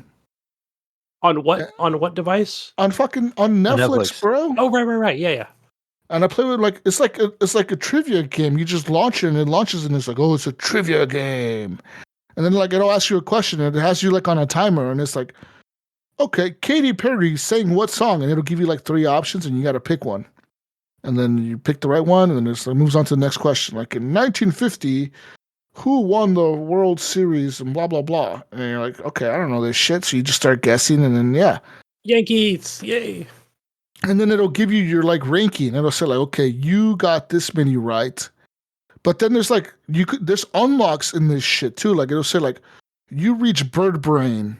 Or there's bird brain, baby brain, there's intelligent, there's monkey brain, there's super intelligent, there's Albert Einstein mode or something. There's different ranks you can reach by getting so many answers right or whatever. And there's a 2-player mode as well. And I don't know if the 2-player mode, I just hand off the remote to whoever's sitting next to me, or if I'm playing with somebody online. I don't know how that works. Because the game does say you can play against other people around the world if they're playing the game at the same time you are. Because when you launch a percentage, like a Jackbox Party type style system. I don't know. I have no idea. I'm assuming it's I don't know if you both are answering the same questions. If it'll ask me okay, this is your question, and then it'll I'll answer it, and then it turns around and asks the next person the same question, or if we're both asked the same question at the same time, and we have a timer and we got to answer it within that amount of time. I don't know how it works because when you launch the game, it does say connecting to the server. It says connecting to the Netflix gaming center or whatever the fuck. I don't know. It's weird, man. Netflix getting into gaming, so I have an article here for you guys. All right, listen. HBO Max might be bringing The Last of Us to streamers in January of 2023, Gunny. All right, The Last of Us is coming, the TV show. And Fallout seems to be not far behind with Amazon. There's going to be a Fallout TV show on Amazon. Yep. But there's a trailer that just came out this week for an animated series called Dragon Age Absolution. Netflix is working on it. Netflix says that they have 15 projects, Mayo. 15 projects that are working with big names, and they're going to come in pretty soon. All right? League of Legends spinoff Arcane. The Cuphead show, which is already a thing on Netflix. Also, anime Cyberpunk Edge Runners, which is already out. But they also have a series for Assassin's Creed coming out. They have a Beyond Good and Evil series coming out. They have a BioShock series coming out. I think they already did the Castlevania one, right? Yes. That was one of the first ones I remember that being a thing. Not the first, but... But yeah, they also have a Dragon's Lair. They have a Far Cry 3 series coming out. But not just Far Cry 3, Gunny. They have a Far Cry 3 Blood Dragon series coming out. Oh, that's that 80s retro 80s one. style, yeah. That was they also have arcade game, yeah. Yeah, they also have a Gears of War TV Hey, series coming out. Didn't I mention that last week? We need some more Gears coming out other than the traditional. Did you see game? Bautista, the wrestler guy? What the fuck's his first name?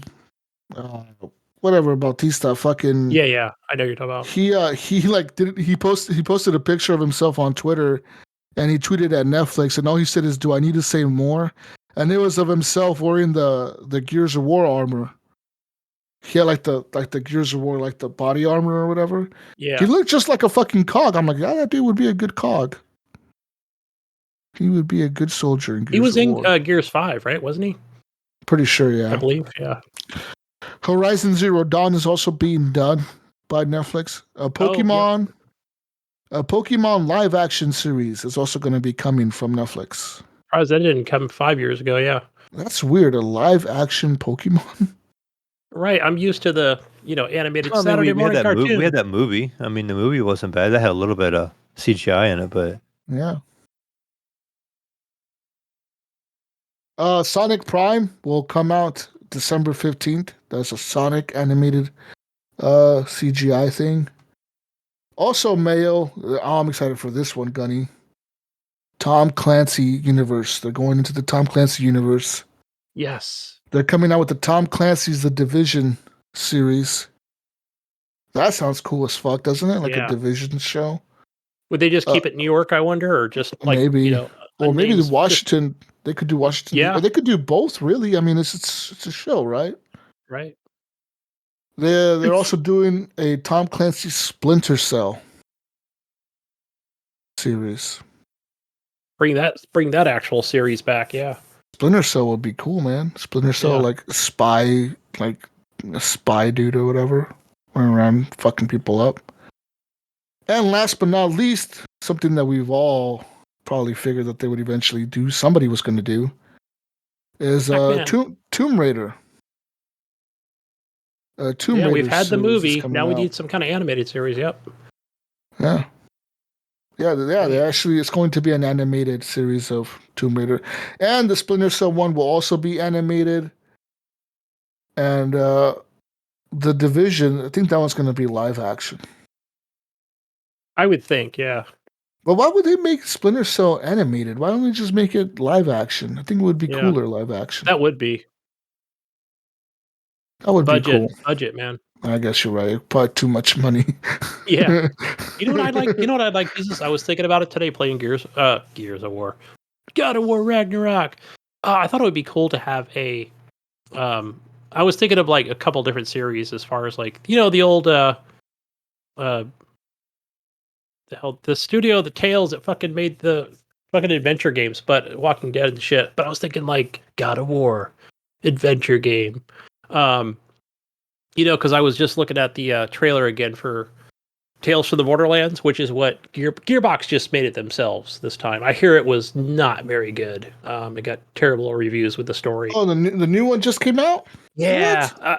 And all the reviews I think they were pretty crummy. So they said the story was horrid. So, yeah, I was like, that was my favorite one, dude. I know. That was amazing. So that one was really good, the first one. Yeah, I think it did come out. I think that and I wonder if we're gonna get a House of Dragons, who would make it, it's like when that studio died, it was like a genre died almost, in video games. So it was because they were the only ones making all. Yeah, they were the only ones doing it. So, but I mean, shout out to Gearbox for making a good attempt at it. So maybe I'll just pick it up on sale when it's $5. I want to buy it now. I didn't know that came out. I really was excited to play that. Yeah. Luckily, I follow all the positive stuff on Twitter. So I know that somebody else made games like that. Who was it? Wasn't it THQ or Square Enix? They made They made Life is Strange, and they made that little Captain Superboy or whatever the fuck series. Oh yeah, I forgot about them. Oh shit! And they made it also. Damn, another amazing game that I just recently played. Well, no, that was a new studio, so I can't think of the name. That was name of that studio offhand, but Thinking about there's a them. few out there, but we need more of them. More adventure games that I are want to say available everywhere. Xbox kind of almost did it with that one cool game they made that what was it, a TV show game, Quantum Break. Oh yeah, That was kind of like that, wasn't it? yeah. Kind of right. It was half. Yeah. You know what was weird Half about TV. that game?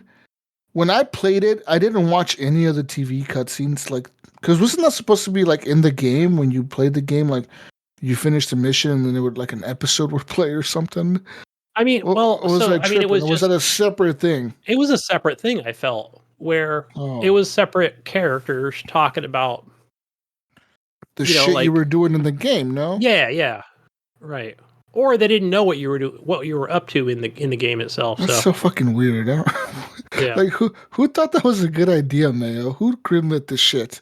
I have no idea. All right, guys, we're gonna make a TV series with the game at the same time, but we're gonna make it separate. But it's gonna be in the same universe. yeah, that's what I felt So it was. fucking weird. I didn't much care for it. So wasn't Game that was from kinda- the people that made Control? Was that Remedy? It was. Somebody's congratulating me right now for actually remembering that. But because speaking of that, Jesus, Control 2 has been announced. Announced, yes. Dun, dun, Well, it's been dun. announced that they are Working on it. there's a concept there for Control 2. So that gives me hope for next holiday season in Well, I mean, 2023. Yes. I finished that game. I'm trying to go back and remember like how it ended. It's been a while now, but I think it did kind of leave it open. Kind of. Yeah, and I never played the DLC. I don't know why. I felt because that was my game of the year, but yeah, I should go think back I and even get into that own a game piece of the maybe DLC that I try to never play it played. again. But yeah, it was so good. I'm glad I took a chance on that. Yeah. Coming from Quantum. So here in other news, I have a lot of news today, man. In other news, Oh Jesus! Did you see the animated series, the Batman? Forgot his name, No. but he just passed away today. Oh, was it like really? yesterday or? I believe it was yesterday. I thought it was yesterday. Yeah. I don't know if anybody ever watches those. So Huh. I watched. But didn't he do some of the games as well? Maybe I'm not positive. No, Is it just the animated I don't know series? if he did the games or not, but I know he did the animated series. There's which, been so many different voices and people doing different Batmans. It's like hard to keep track anymore. Like who's done what. So in a few of those, I know that and even in the animated series, I always forget his real name, Luke Skywalker. Like he might do the Joker, he might do Batman or whatever. So depending on the animated series itself. So which they come out several times a year. So.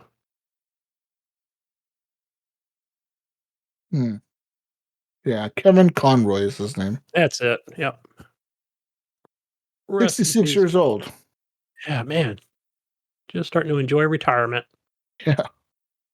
In other news, Battlefield 2042 Season 3 details have been leaked by the devs, Mayo. Stupid devs. They were not supposed to leak this, but they somehow did. So we got some details of what's coming in Season 3, Mayo. So, Season 3, details of Battlefield 2042 upcoming Season 3 have been leaked by EA in some Chinese promotion of the season.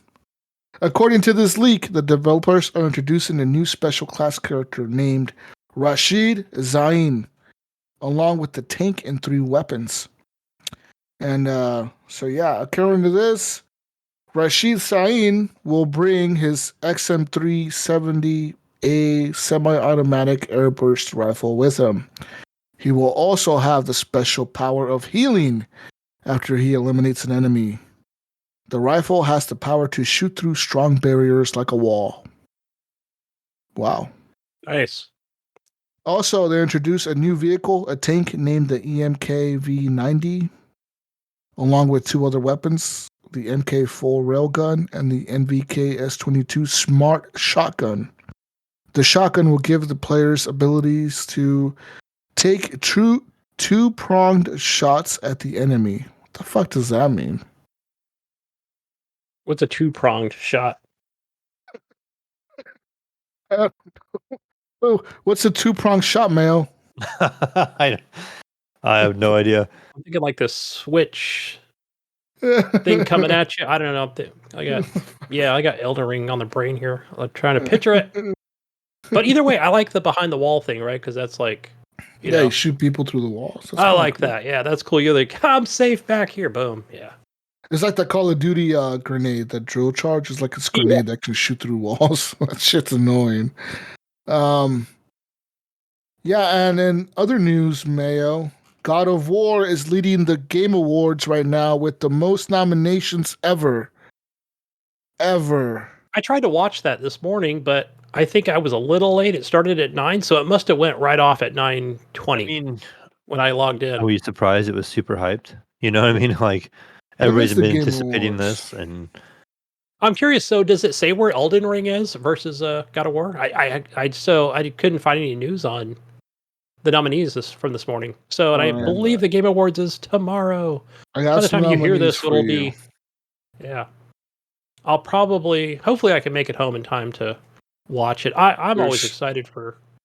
There's 31 awards coming up for this year's nominees or whatever. 31 awards. For Game of the Year, the following are in the running, Mayo, that have been nominated to be selected for Game of the Year. First on the list is A Plague Tale Requiem.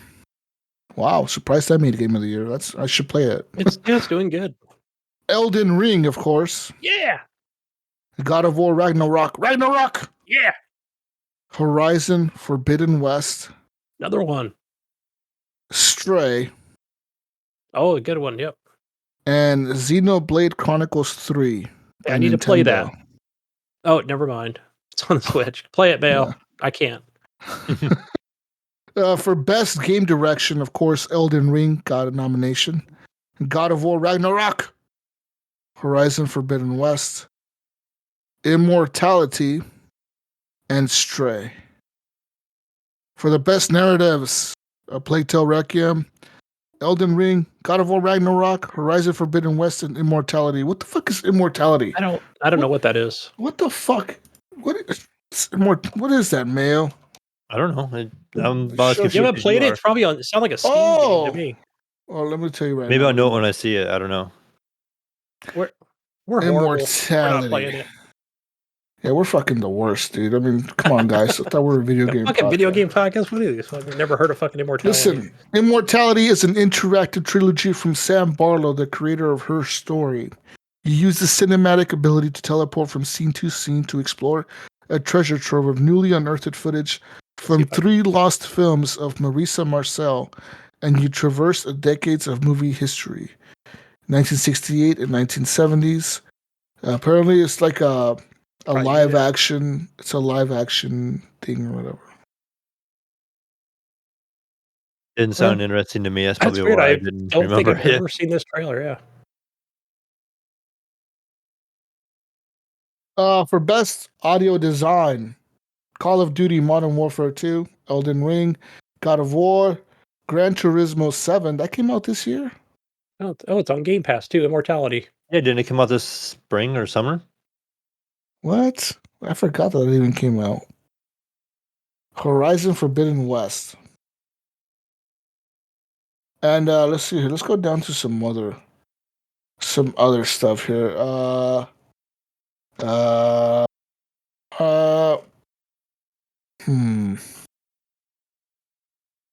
I'm trying to find like a cool category. These are all stupid categories. Bunch of esports shit. Most anticipated is Final Fantasy 16, Hogwarts Legacy, Resident Evil 4, Starfield, and The Legend of Zelda: Tears of the Kingdom. Where's Callisto Protocol? Is that Tears of the Kingdom or Tears of the Kingdom? I think it's Tears. Tears, right? Tears is spelled Tares, right? Tears, yeah. Tears. Okay. I almost fucked that up. Well, okay. Anyways, yeah. Lots of nominees. Who do you think is going to win Game of the Year? I'm thinking it's going to go to Elden Ring. See, I and don't I'm know. not Like trying I to, said, that's a you know, tough and I'm one. not basing I this don't. off of, I don't think you know, I a Plague Tale is going to win. I No, don't think no, Stray is going to win. no. Maybe Xenoblade Chronicles if like enough Nintendo fanboys get on there to vote. I don't think that's gonna happen. I think it's between God of War Elden Ring, and right? Elden Ring. It's just hard because it's like God of War are definitely gonna have the hype and all that behind it. You know, everybody's God of War, God of War, God of War, but Elden Ring has been there for a while, tried and true all year. You know, yeah, What I'm gonna about say, Horizon Forbidden West? Like I forgot that game even came out, dude. yeah, damn, okay, so I didn't buy that one. I believe that was on the PS4. I can purchase it. Um, but I'm gonna say God of War Ragnarok. Absolutely. But I Uh, mean hmm, that it's gonna win. yeah. See, I don't know what my game of the year is gonna be. It's either gonna be God of War or I it's don't gonna know. be Elden Ring. We're gonna find out soon. Yeah. Both great games. Um. Love RPGs. What else? That's all I have for news. That's all I have. Right. No more news. There's no more news, guys. It's all the news. They're all done. They said that there's no more news anymore. Nothing in there. We can That's go on to some comic book stuff. All right, you know what? Fine. We'll just go to the console corner. See what we have over here. The boring console corner. So for the month of November, we're going to start off with PlayStation here, and I do have a little list here. Again, it's just a small list of oh.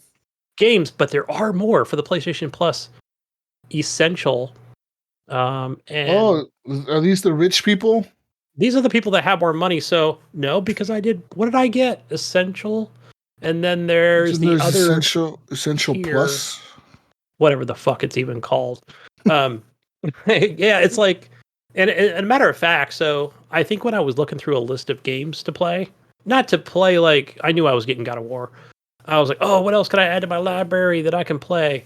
It was like, oh, pay us another $1.83 right now, and you can play this game, right? Because you don't have the premium package. You're just a hobo essential guy, Oh, essential is the hobo ones. You guys are not the rich ones. right? This is 15. I think it's 15 a month, 14.99, Isn't it deluxe or plus? What whatever. I there's don't even essential, there's plus extra, premium, and extra. deluxe. Thank you. Plus extra. That's what I The got. fuck? Right. I went with How the mid many tier. tiers? How many fucking tiers do they have? Yeah, they've got 3. So that but no, I mean the middle one's fine, guys. If you're just out there to play, good exclusives, and I mean it's just like Xbox Game Pass. I look through the list, I'm like, they've kind of got everything that the Game Pass has, as far as like, you've got your racers, your shooters, action games. So it's all in there. So it's there. So for PlayStation Plus, I mean, I know you get your 3 games that you normally would. I've already read those twice this month. But for your Essential and Plus and all that stuff, you do get Kingdom Hearts 3. That is just the games that are being added this month. Oh, The Elder Scrolls Skyrim Special Edition. wow. Man, I had something up on that, Jesus. I'll just mention it now, going off of memory here for the Skyrim. So one of the new mods from a famous modder in the community has now made animals cross rivers and oceans, where before in the original game they just kind of went under the water and just walked on the floor. I guess the ground, but now they actually kind of float. So that's good. Makes it a little more realistic for Skyrim mods. Also, you get the Division 2. Ghost Recon Breakpoint and the Division 2. Wait, the Division 2. Oh, that's what I was going to put in here. The Division 2 is an astounding 111 gigabytes of space. I want to say that's on the PlayStation 5, so maybe a little less for PS4 players. So I'm going to go look at that as soon as I'm done to see if it's the same amount of space. But Yeah, Division 2, they've added some good DLC to it. I've been playing it on, I own that New York DLC on the PC, and I completed the story on Xbox. So, yeah, good stuff on that. So, and there's a lot more stuff. Just go through the list, guys. Go to the store. Go to Plus Essential, whatever it is. Look through there. Moving over to Xbox, we have, the same two boring games here for Gold and Game Pass boring members. Boring Xbox. Predatorians and Dead End Job. I want Xbox Premium. Yeah, you want Premium, you got to go. Yeah, you got to get that. So, for Game Pass for PC, and I'm sure the same for console, it's kind of going match for match, which I like. So, a matter of fact, it's a new game called Return to Monkey Island. Did you ever play any of the originals, Jesus? No. Those Monkey Island? I never did. I know Ryan McCaffrey from IGN has always praised those things like some of the best games he's played. I think I'm going to jump into this and see how it is. So already downloaded on my Xbox. I'm going to check that out. So I think that's an adventure game, kind of a side scroller, old school style type game. So yeah, that's like one of your newest games added over to Xbox Game Pass. So check that out. Xbox. Let's see here. Jesus, I was looking at the Epic Store, so I didn't scroll down far enough where I was looking at the free games. So, one of the things that I was looking at was EVE Online. There's a new expansion, and I accidentally installed it. So I don't think I would ever get into an EVE game. I thought it was some kind of piece of DLC or something I was claiming, but it's the actual game itself. So EVE Online, if that's your thing, if you're into them MMOs. So for your free games for Epic this week are, it's a game called Alba. It's a wildlife adventure. Get that one. And your second game here on Epic, Shadow Tactics. So that one's pretty good. I think that was on Game Pass not too long ago. So that's a hardcore stealth action game set in Japan in the Edo period. Seize power over Japan and enforce nationwide peace. So yeah, check that out. I think there's 2 or 3 of those Shadow Tactics games.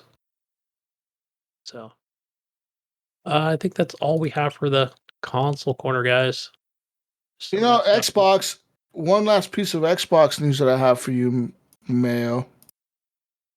Xbox says that they've actually banned and worked on over 7.3 million community violations this year in the first 6 months of this year. And that they've banned over 4.5 million accounts for violating community standards, Mayo. I haven't gotten a lot of spam like we did. Oh, you remember those? You remember those? Like, hey, was it message you randomly? No, these are actual. I guess they're spam bots. What? And remember we were getting those when Xbox One launched. I mean, it happened with the 360, but remember when Xbox One launched, and then I was like, what the fuck, I guess they knew there was a launch coming, right? And they figured but yeah, I still get them periodically, and then I just delete them and block them, and yeah, come check out my page or whatever. They're real careful about how they word things, Check out my sexy page or some shit. I don't know, whatever. Spam bots. Get rid of them. Yeah. So yeah, rarely do I get those. They say that I don't get them on PlayStation. What's up with Xbox? They said they banned a bunch of people for adult content. yeah. That's been a thing since Xbox One launch. I remember. And I guess one way these sleazy fucking bots were trying to get away with not being in some kind of I don't want to say legal trouble, but not putting up any kind of sexual content initially, right? They'll just say, "Come check out my page, honey." Hey, honey, look at this link. It's a fucking OnlyFans link. Yeah. Come watch me on my stream. I remember I would get those direct messages on my Xbox. So I never even play my Xbox. Yeah. And I don't know if it had something to do with my kids, but I get these messages and hey, come to my chat or my stream or my OnlyFans or something. Who knows, whatever it is. But I'm just delete. I still get those when I log into my Xbox. I'll see like a message and it'll say like, "Join my chat. Follow this link." It's like, yeah, okay, yeah, I'm gonna fucking really do that. Okay, or come watch my private cam show.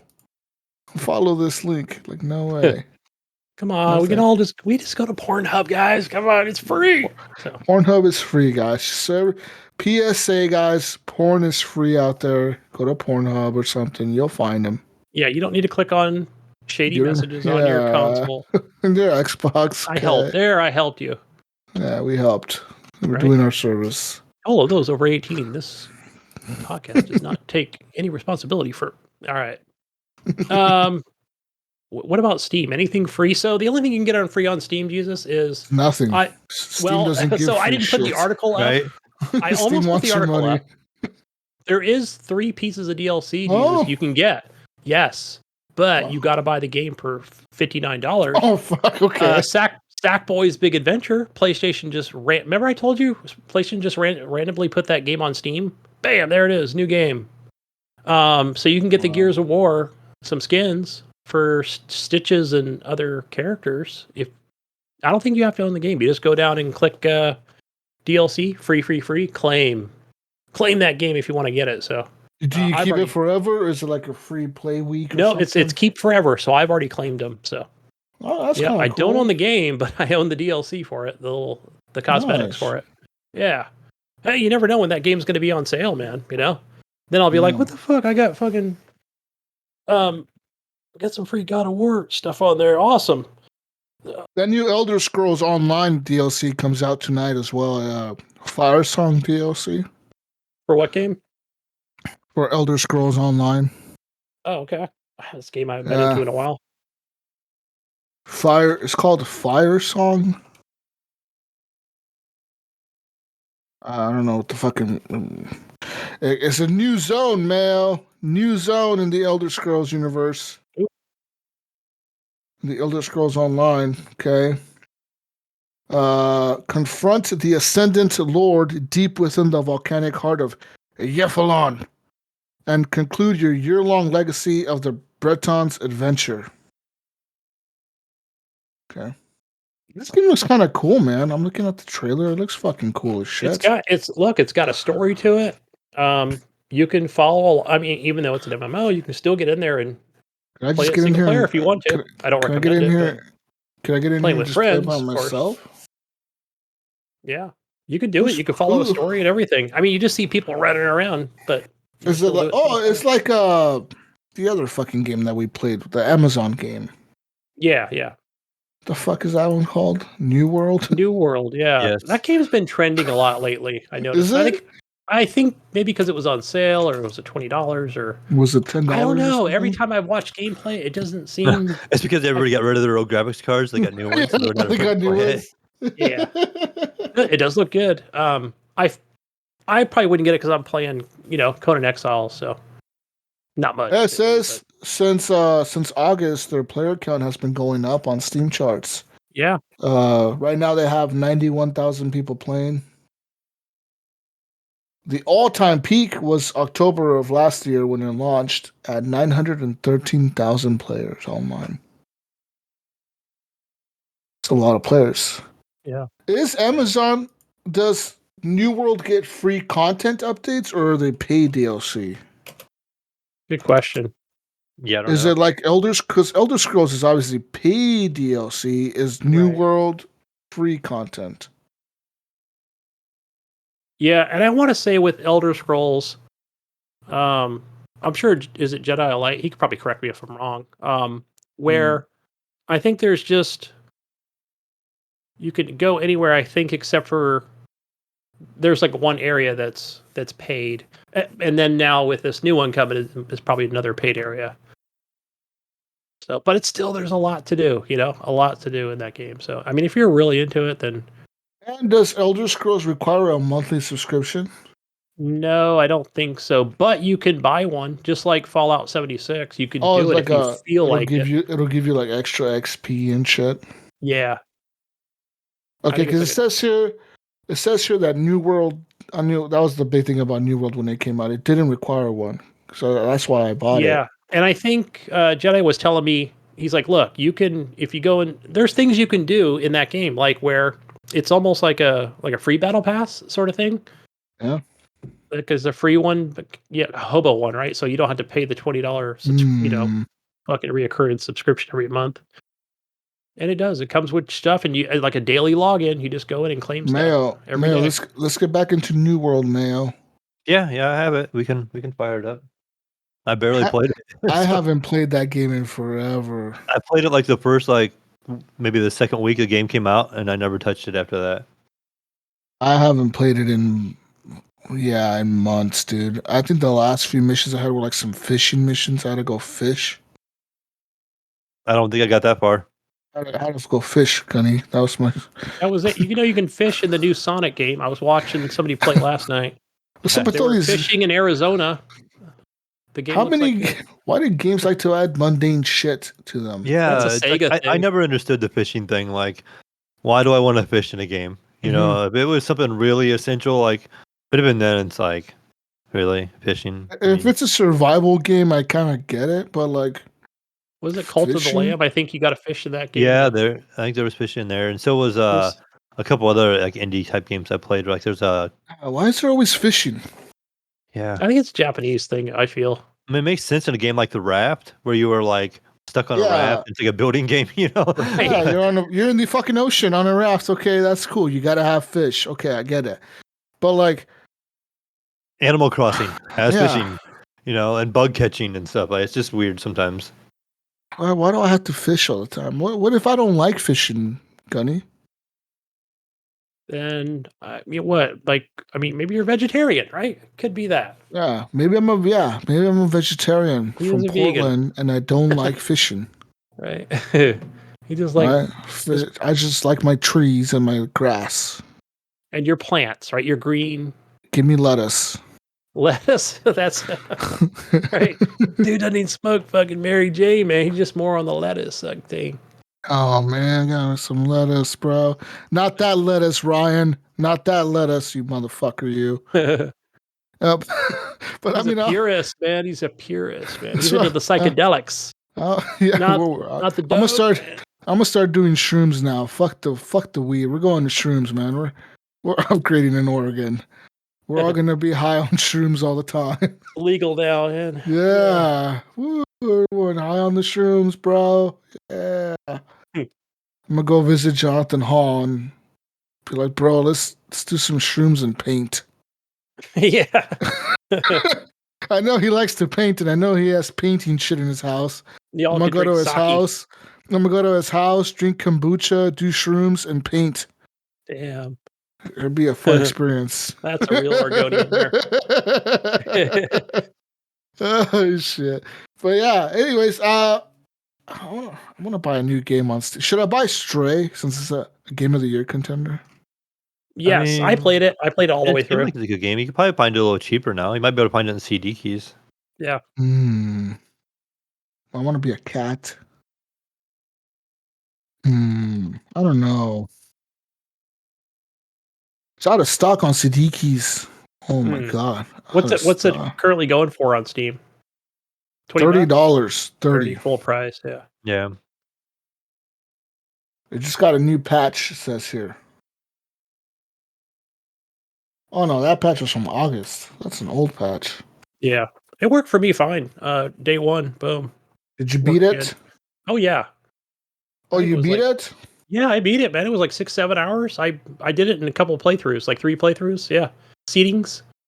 Okay. Is it played worth it all the way it? through. Is it worth $30? I want to say it's worth 20, not 30. Okay, not 30. All right, listen. Should I buy Police Simulator 2? I saw that on sale. Gosh, there's so many clones out there. $26.99. Listen, this is the release of Police Simulator Patrol Officers. Was that the one that you played, Jesus? The first one? I don't remember if it was or not. No, this is the police. Yeah. No. But I did play a game like this, Mayo, where you were a police cop, like in a city, running around pulling people over and shit. And it looked like this game, but this is like the full release of it. And right now it's $26.99 on Steam. Okay, I'm looking at that one. People are saying it's really good, Gunny. Look at the reviews. Yeah, it's got very positive reviews. It's like a few non-recommended, but it's mostly recommended. It's very positive on Steam right now. Look, people are saying that they didn't expect. Like this guy said, look, I installed this for a friend on console who's been looking forward to it for nearly a year, Mayo. I ended up getting hooked on it myself. This isn't my usual kind of game. In fact, I've never played any kind of emergency service role-playing in my life. It's bug central right now, but I know the developers are working their butts off in this game, and I'm looking forward to seeing how it progresses. I highly recommend it. Even if it's not something you normally play, Mayo, you should try it. I promise you won't be disappointed. Yeah, because I want to hear those stories, Jesus. It's just you talking about how, there was a soccer bomb. She ran the stop sign. I wasted I'm shooting her. I'm fucking shooting her because she didn't put her hands up. Her kids were in the car. It was. I shot everyone in the car. They all look like suspects to me. Okay. I mean, my report writes up that she attacked me first.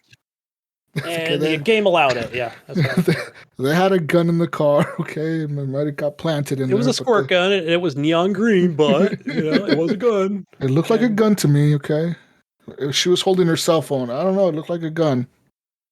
It looked like a gun. I was scared. I'm gonna play this game, Mayo. I'm gonna buy it right now. I'm gonna play this game. This is next week. I'll be talking about police simulator patrol officers. So. If there's any real cops listening to this, I want you guys to tell me what your day-to-day life is as a police officer, and I will tell you how my police simulator patrol officer career went. What about firefighter simulator? Oh, is there one? There's one. No, listen, there's one coming to the PlayStation because I saw a trailer for. There was like a big deal. It's like PlayStation is getting it's a co-op. I think the co-op was pretty hilarious. You can go watch clips on, just them just spraying the hose with each other and just letting the building burn down. That was just freaking hilarious. Like not paying any attention to the fire. Like they get on the second floor, but then just hose each other, goofing off. But funny stuff. Probably a mod you can do in GTA. Dude, listen, firefighters are not as cool as cops. No, I mean they're cool, right?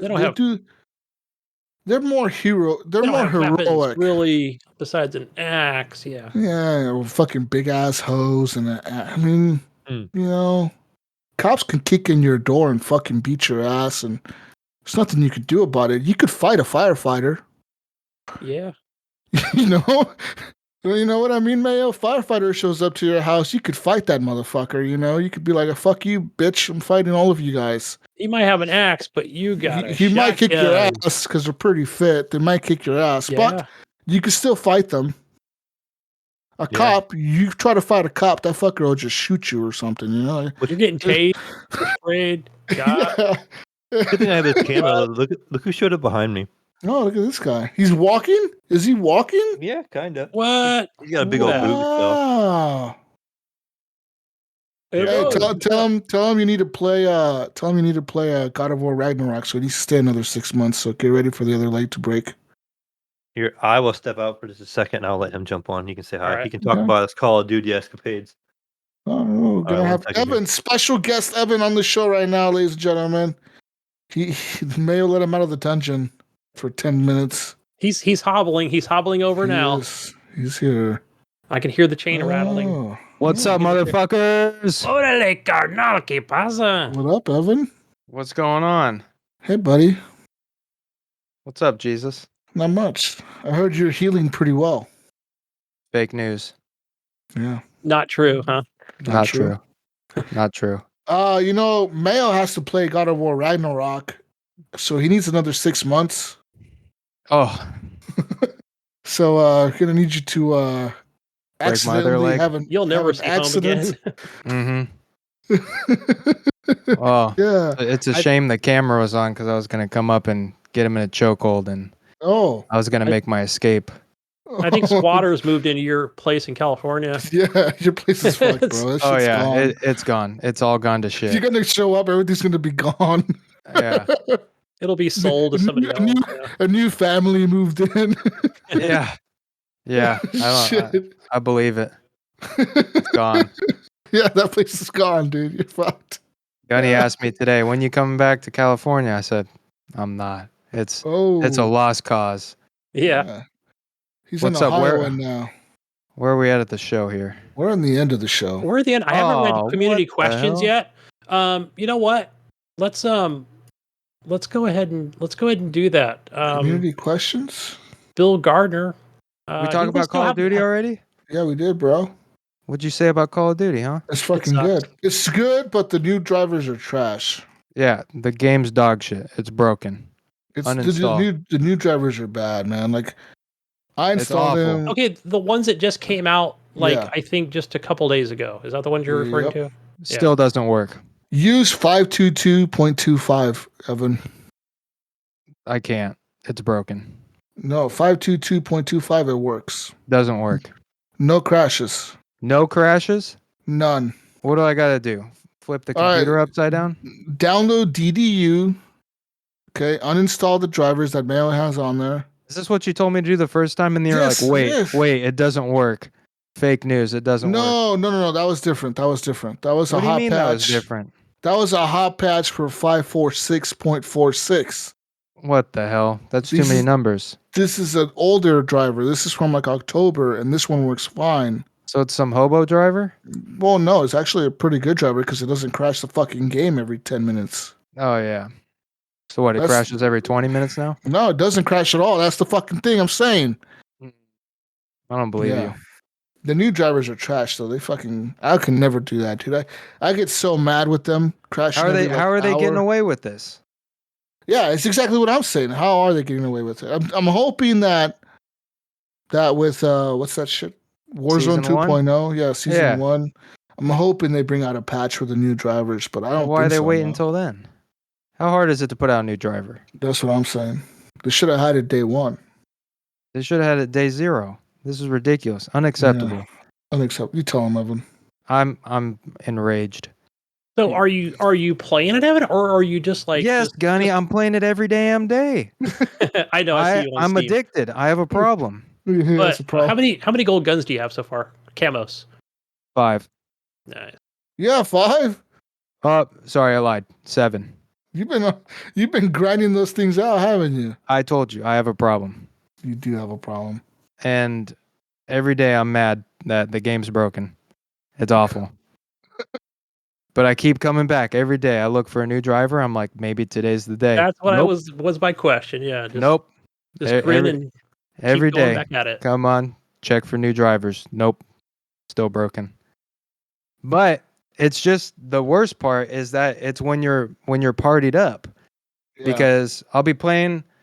I almost said playing with myself, but I'd be playing by myself, and the game doesn't crash nearly as often as when you're partied up with somebody. And then, not to mention, like when you're in the matchmaking lobby, it's so slow. Like, for one, there's only maybe 30 seconds tops before you're in another match, and then if you're partied up with somebody, then it just stays on the same, it freezes for 10 seconds of those 30 seconds. And you're just like, oh, is it going to crash? And it doesn't crash until you're right in the middle of the game. Yeah. And it's just the party chat is all busted because it's you're trying to play with your buddies and you're trying to have a somewhat decent conversation when there's not some hobo using his controller as a mic, and you hear the PS5 guys are the worst, dude. Yeah, you hear all the babies and all the dogs and animals in the background. It sounds like they're at the zoo, and you're like, bro, buy a headset. Just mute your shit. Just all they gotta do is hit that fucking mute button on the mic on the fucking controller. Yeah, but apparently that's too hard for some people. It's too hard, yeah. But, you're trying to have a decent conversation with somebody, and then you can't because you don't know if your game's frozen or not, and then you end up talking to yourself for a whole minute, and then they're like, yeah, I didn't hear anything you said, and you're like, oh, fuck. It's awful. Hmm. But besides that, it's been it's been decent. You know, you know what I think would help a lot is if they put Discord on the PlayStation already, Oh yeah. because that way you can just take everything over onto Discord. Yeah. That would solve In-game a in-game chat lot. sucks. Yeah, I mean, you know, sometimes it's fun having like, you know, the in-game chat with some randoms and stuff, but I mean, you can still have Discord going in the background, Yeah. and then that way you keep your party, you know, your party chat with your buddies going on, but then you can still hear the in-game chat. Yeah. You know what I wish they did was they have like those channels. You seen those, Jesus? How you can make a Yeah. channel or like a party? They should make that constant. You know what I mean? You're right. Yeah. But I mean, I don't even know why they have that. Like, it's like you could be in that channel, but I haven't really messed around with it too much. But Hmm. I don't know. I mean, it should just be on Discord. They should put the PlayStation guys on Discord, and all our problems would be solved, except for the drivers. Yeah. I know it's such an easy switch. I haven't tried it on Xbox because, I mean, PC and Xbox are right here next to each other, but it's just boom. I believe it's just a one switch and then Yeah, accept on Xbox. Or yeah, and that's my next mission is I gotta convince all my buddies to get on Discord. They don't want to though, right? It's too hard. Yeah, there's still like a what do you call it, a learning curve to it. They still Yeah. gotta, you know, Because they some gotta guys don't download it even on their phone and they gotta like do that shit. Yeah, I know we did it with Captain Hook that one night, but Yeah. I don't know what that process looks like because I haven't done it myself, so I can't even like talk them through it unless I pull up like a web page on like how to do it. You know what I mean? Yeah. So it's I mean, and I want to get like my brother plays on PlayStation. I play with him the most, and I want him to get on Discord, but he can't even use it right now because it's not available or whatever. They need to make the Chat. yeah. It's like, what are they waiting for? They have the link where you can see what they're playing on Discord. Oh, through PlayStation? Yeah, you can see yeah, what they're yeah, that's playing, a but you that can't chat. right. So that's Okay. been reauthorized. I guess it's a better way of. I believe it was a thing over a year ago, a couple years ago, but then they recently allowed it. So I did connect it to my Yeah, PlayStation. but what are we waiting on? Mm. Yeah, I It's don't probably something know. Sony doesn't want to do for some reason. No, you guys can't play games together, and you Yeah. can't talk together. Yeah, fuck Yeah. you. Both. Fuck you Yeah, guys. You want our yeah, guys to talk to those dirty PC players? No way. yeah. Well, it's funny because I guess on the Xbox, people can't turn off the play with on with other devices or whatever, where the PlayStation network can. Like you guys can turn off PC and Xbox. Seclusive. Yeah. PlayStation people are That's an weird. exclusive. Okay. That's an exclusive feature, being able to turn off who you play with. Yeah, they're just secluding Okay. themselves furthermore. No, Yeah. you guys can't talk, and you can't see what I'm playing. it's like playing fucking Call of Duty on the Wii or something. Yeah. Yeah. Oh, so I went to Which I played, by the way. Not I went to recently, get but some Jack Link's beef jerky. Oh, And there's supposed to be a XP little, if you buy like 4 packs of the Jack Link's beef Sasquatch jerky, skin. Yeah. yeah, you can get the Sasquatch skin. What happened? So I go to Walmart. I go wander through the aisles. I ask like 3 people. They were all of zero help. I'm like, hey, you know where the Call of Duty beef jerky's at? And they're like, You're that guy. yeah, I was You're that guy. You're that guy wearing the Call of Duty shirt, walking Yeah. around Walmart. Yeah, pretty Okay. much.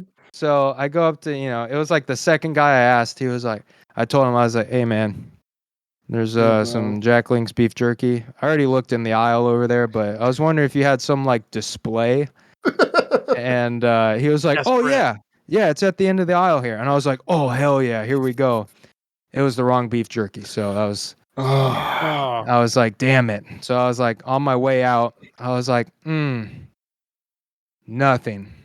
And then I saw it at the checkout aisles. I was like, oh, and there's like, there was probably like 6 bags of it left on the shelf, and I was like, oh, there it is. So I grabbed 4 of them because you need to buy 4 to guarantee that you get the Sasquatch skin.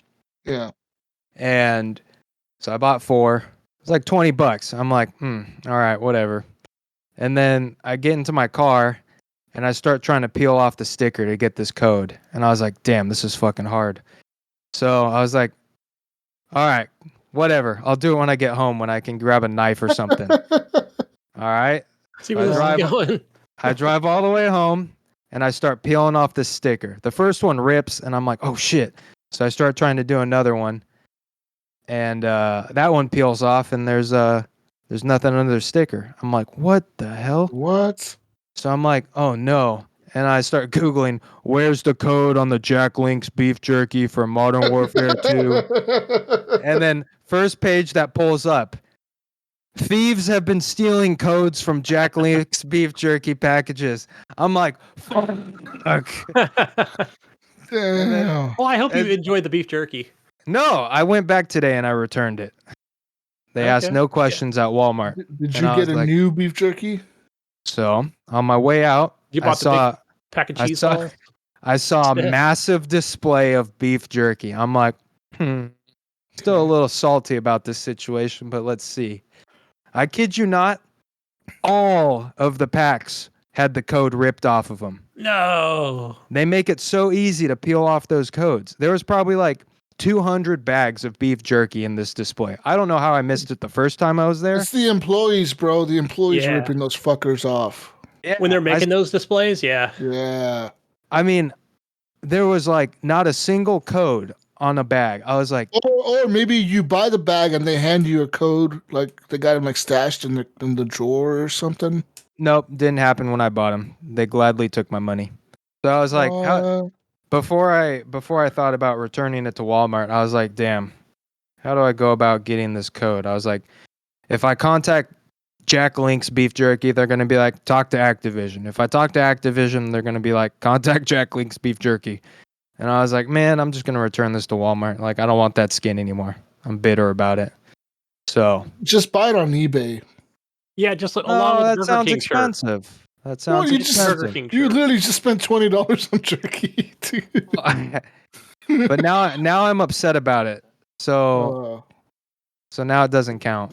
Well, you know what I did? I went over to on my way home from work the other day, Gunny. Speaking of double XP and skins and shit, I stopped at Little Caesars. Oh, you got the pizza emblem. Yeah, and Little Caesars has like a Call of Duty thing going on as well, where you buy like this like. It's like a large pizza size, literally. Does it have to be a large? Because I was gonna get. It has to be like it's just a large, I think, and like half of it is pizza, and the other half is breadsticks, and then you get like a soda, like a Mountain Dew with it. So you have to get the Modern Warfare Little Caesars combo. Yeah, but then the weird thing to redeem it, you have to fucking go to the website, right? You sign up for an account. I use the Apple hide my emails shit because I don't want their spam emails. So I did that. And then fucking when I did that, you have to send them a picture of your receipt. Yeah, that's what I heard. I heard there was like a code at the bottom or something. Like you have to take a picture of your receipt and send that to them. Yeah. Oh, there's not a code? No, you have to take a picture of the fucking receipt, like just the camera on your phone. Purchase date or something, okay. To send a picture, and then it'll say it'll take up to 3 days for somebody to review this. What? He's physically gonna look at this or what? Yeah. Imagine the chump. Imagine the chump that has to look at all these Little Caesars receipts and then verify that some other chump bought a Little Caesars Mountain Dew Modern Warfare combo. Imagine that's your job. Imagine waking up in the morning and be like, I can't wait to get to work to look at some receipts. Right. They probably work from home. Fucking bought 10 of these, you know? I bought 10 of these. I can only get them one emblem. Yeah. So I went to Walmart the other day to go get this beef jerky, right? And I was I was planning on stopping by Little Caesars on the way home. Okay. But I'm glad I didn't, because that would have ruined both experiences for me, because the Jack Links didn't pan out. I got Shake Shack instead, so I think I came out with a win there. Hmm. Yeah, you probably did. See, the Little Caesars wasn't very good. Yeah. It was eatable, but it wasn't like. That's exactly what Little Caesars is. Like Little Caesars is not good at all, man. Like it's just eatable. No. It's not. It's cheap. Yeah. It's eatable, but it's not good. Like it's not good pizza at all. Like I was like, this is not good at all. This is not even like. Yeah, I think Domino's is edible, but then Little Caesars is worse than Domino's. Even my Domino's. 16-year-old is like, gosh, that's got to be like, I got to be desperate, One time my boss bought us pizza, right, at work. A Little Caesars, and he brought it in. Nobody ate it. We were just like, nah. And he's like, what, you guys don't want the pizza? I'm like, nah, bro. Yeah, right. It's a little disrespectful. It's like... It is kind of, yeah. I'm never buying you guys anything again. He couldn't buy you guys Domino's at least. Like, fuck. Yeah. Man. Domino's is like the standard for like, just like getting some cheaper pizza that's like, you know, edible. But fucking Little Caesars, that's disrespectful. Yeah, disrespectful. Yeah. Damn. Sucks. I want that emblem though. It's like Chuck E. Cheese. I got the emblem, and it's kind of cool little emblem. It doesn't really look like a Little Caesars. It just says like, it says hot and ready, but it looks like a little pizza box. Yeah, it's pretty dope. I want it. I might have to get some Little Caesars now. You have to go get some Little Caesars now. Yeah.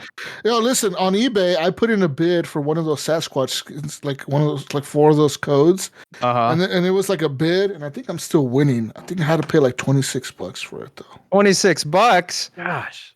And he doesn't get beef jerky for it. Damn. No, or do you? You get the beef jerky? Is that what you get, or the code? Jesus, you know what you're doing right now? Listen, motherfucker, you're enabling all these thieves. You're the reason I got scammed into buying $20 worth of beef jerky.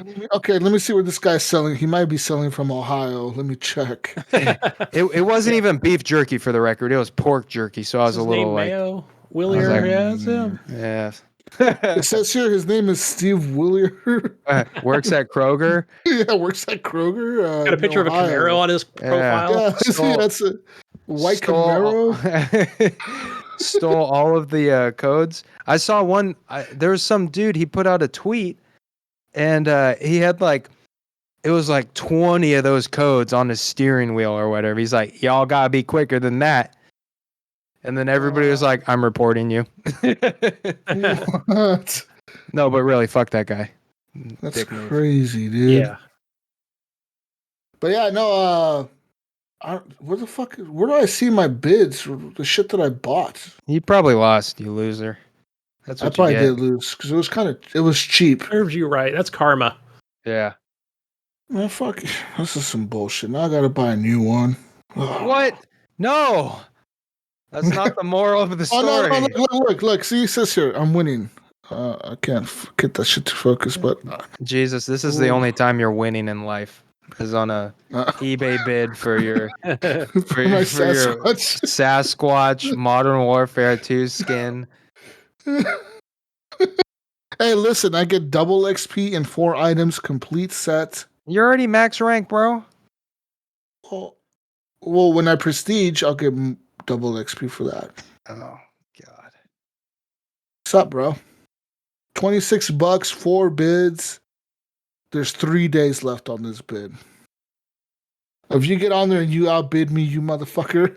Oh, yeah. I'm gonna pull it up right now. I got 27 doll hairs ready to spend.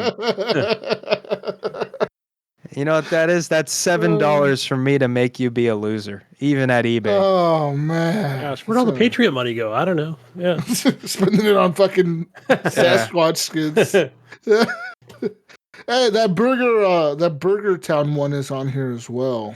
My brother said he tried placing a order in France for that. But he said it didn't go through because they couldn't convert his currency. Oh, shit. Oh, he should have used cryptocurrency, bro. Yeah, he said he was going to place an order and just have it be delivered somewhere random and just get the code, and then Yeah.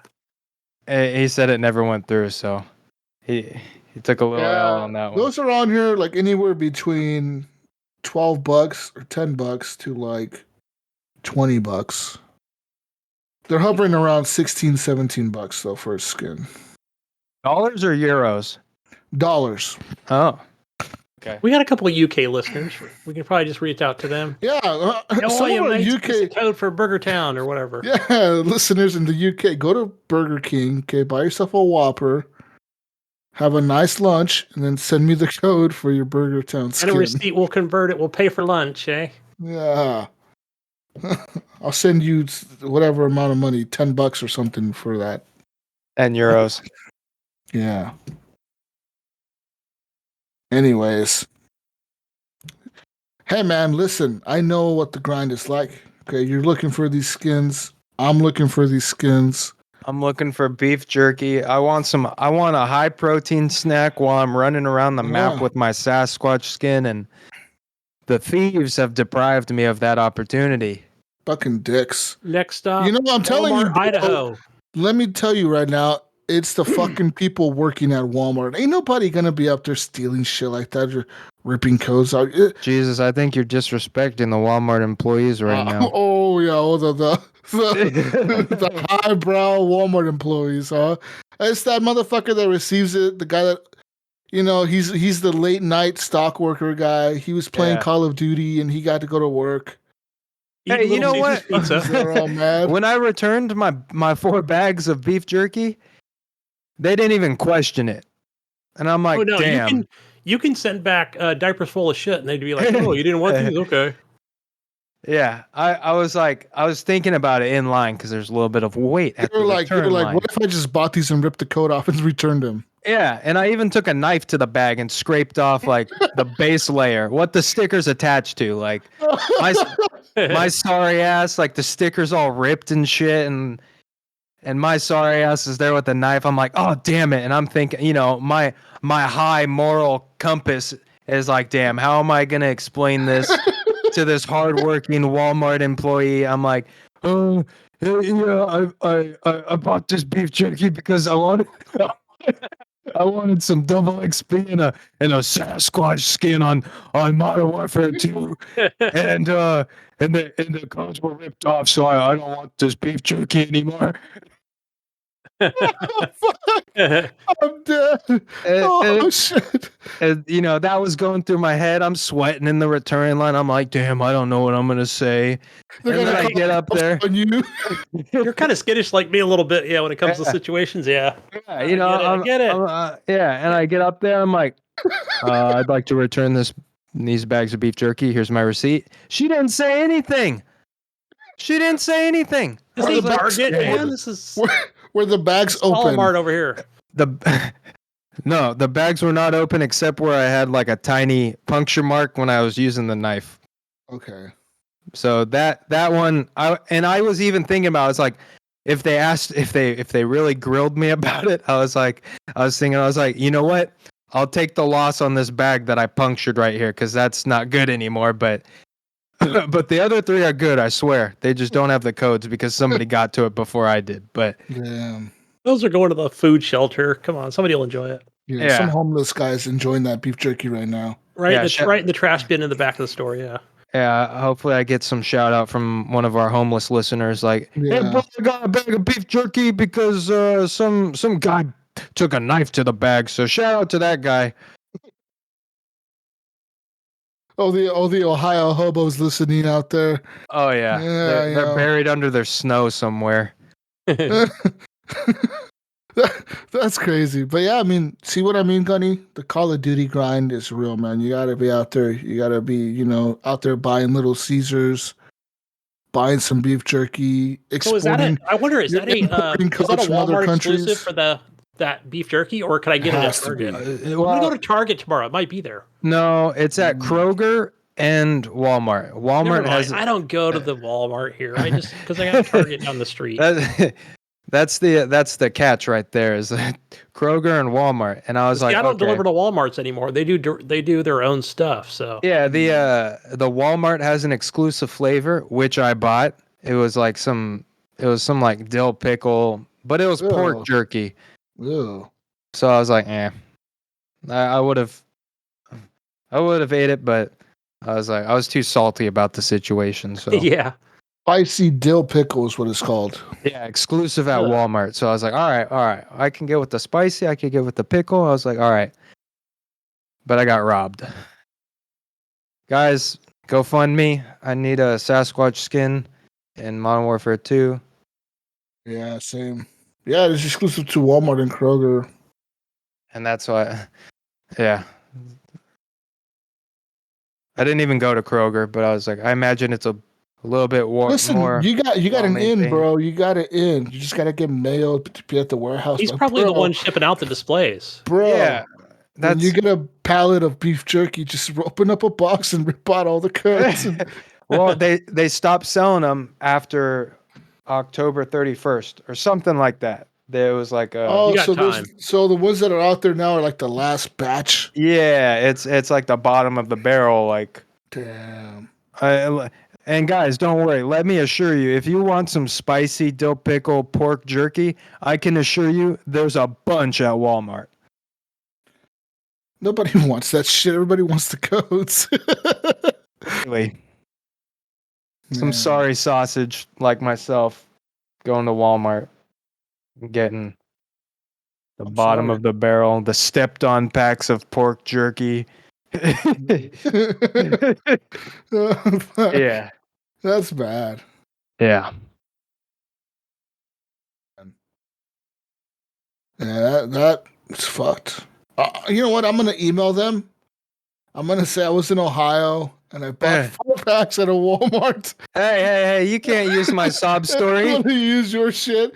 They're gonna send me 4 codes. Oh, here's the codes, bro. Here you But go. I did keep the receipt. Well, they let me keep the receipt anyways. They let me keep the receipt so I can be like, hey, yo, Activision and or Jack Link's beef jerky. Look at this receipt. I bought 4 packs of your beef jerky exclusive Modern Warfare 2 special, but I had the codes ripped off. Let me get a skin. Let me Hey, get look. that skin. Let me tell you here, the spicy dill pickle is not the best bang for your buck here, Evan. What are you talking about? That only gives you 15 minutes of double XP plus the downloadable content. If you want the best bang for your buck, you got to go for the original jerky. What? Which is a 10-ounce bag, which is more jerky, but you get 30 minutes of double XP. Oh, fuck. Or the teriyaki jerky, or the pepper jerky, or the sweet and hot jerky, or the teriyaki bites. So literally all the better flavors. Yes. Better flavors, better XP. Exactly. You want to get better XP, you got to go with those flavors, man. I got fucked. You're doing it wrong. But I only saw, initially I only saw this small little like I said, probably like stepped on packs that like made it somehow to the checkout aisles. And I was like, I thought I got lucky. But then on my way out after returning the bags, I saw like the mother load of beef jerky without the codes. And I did see some other flavors there, but to no avail. Damn. Well, I'm sorry. No, you're not. I'll just go to eBay and buy it off some dude that's selling them. Why not? I hope you die more in that skin when you get it. You know, I'm probably going to be really good at getting all the Juggernaut kill streaks. Hey, Evan, I'm getting all the Juggernaut kill streaks, bro. I'm like Juggernaut God now. You know, Thanks to Jesus, this Sasquatch skin.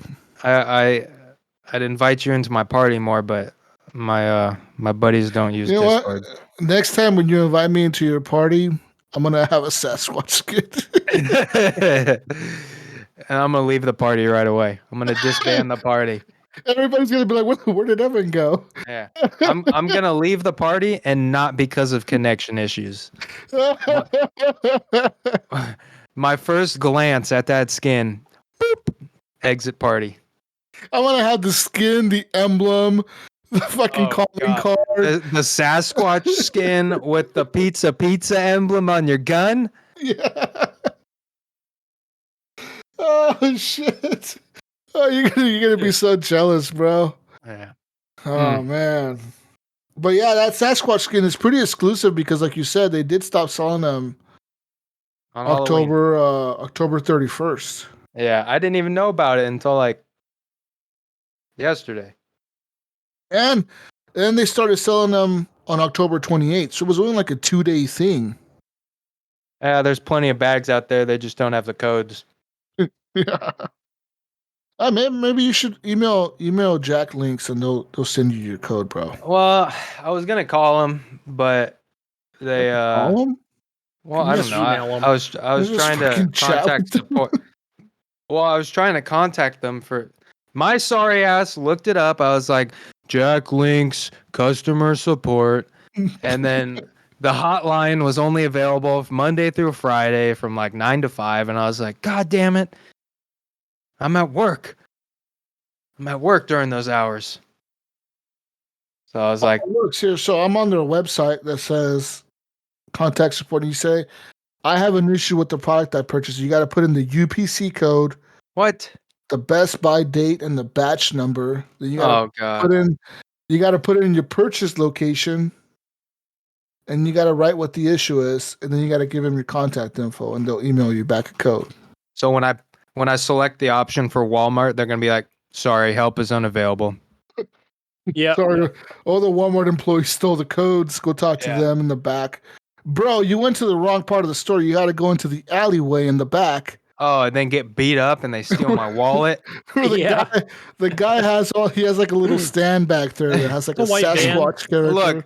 Look, if I go into the back of a Walmart, I guarantee you two things.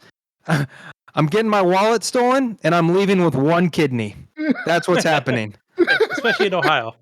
Yeah, listen, man, you go back there. There's a guy back there. He's standing next to the big Sasquatch thing. This He has like a stand. I'm gonna see Sasquatch in the back of Walmart. Yeah, he's standing back there. And he's gonna be selling all the codes. I'm gonna have to get in touch with Activision and be like, look, I need a gold gun. And they're like, well, why don't you just get it in game? It's like, no. This is I need a gold gun because I'm going into the back of a Walmart. And they're gonna be like, oh, totally understandable. We'll send it to you right away. First class shipping. We'll send you a shield as well, just in case. Yeah, riot shield on the back, gold gun. You'll be good to go. You won't lose a kidney, but you'll still get your wallet stolen. Oh shit!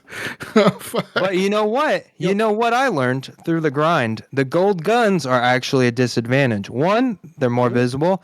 Two, there's a glare from the damn sun. Oh, you know what I also noticed? Like, I also noticed a weird glow on, like, if I ever have the flashlight attachment on my guns. I noticed like a weird glow. Hey, on my hold on. scope. It's not ready or not. You don't need a flashlight on your guns, Jesus. Well, sometimes I just unlock it, so I attach it, and like it'll give me a glare on my scope or like on my sights. It's really weird. It does it like on the MP7 or whatever. Uh-huh. And like a few other rifles that I've used it on, the flashlight, it'll give me like a glare on my scope. It's kind of a weird thing. I get the glare when you load up into the match, right? And then the sun's just hitting it just right, and there's a massive glare just bouncing off the gold camo. Just like Gunny's window over there. Yeah, just like Gunny's window over there. Massive glare. And I can't see, and it's like, this is a disadvantage for putting in the hours. Also, why did they change all the names of the guns? This is so confusing. Everybody's still calling them by the same names from Modern Warfare 1. They're like, hey. Because they got sued by oh god. Didn't they got sued by Remington or whatever, by Smith and Wesson or whoever, like sued them. And they couldn't because they used the same name as the gun, like whatever Remington called the M4. They used the same name, and Remington was like, no, you can't use our fucking name on your gun. What the fuck? Even though it's the same fucking gun, we all know this, but no, you can't use the fucking name, bro. What the fuck? Because Activision didn't pay them for their licensing rights to these hobos to name their guns or whatever. Oh god. Because back in the day they would, like in Modern Warfare 3, there was like the Remington logo was on the gun, and you can see Remington on the gun. They paid for it back then? Back then they did, but nowadays you can't. They didn't. They just thought they were grandfathered in, like, we paid it for them. We paid them once. We don't need to pay them again. Yeah, fuck him. No, yeah, and that's what happened. And also like I believe like gun companies got banned from being allowed to be like put on video games because of all the school shootings and shit. Yeah. I think somebody passed a law that said you can't use like real name brands of guns in video games because it's like promoting gun violence or whatever. So that's why they can't use them, I think. I don't think it's a money issue. I think it's mostly like they just can't use them. A liability.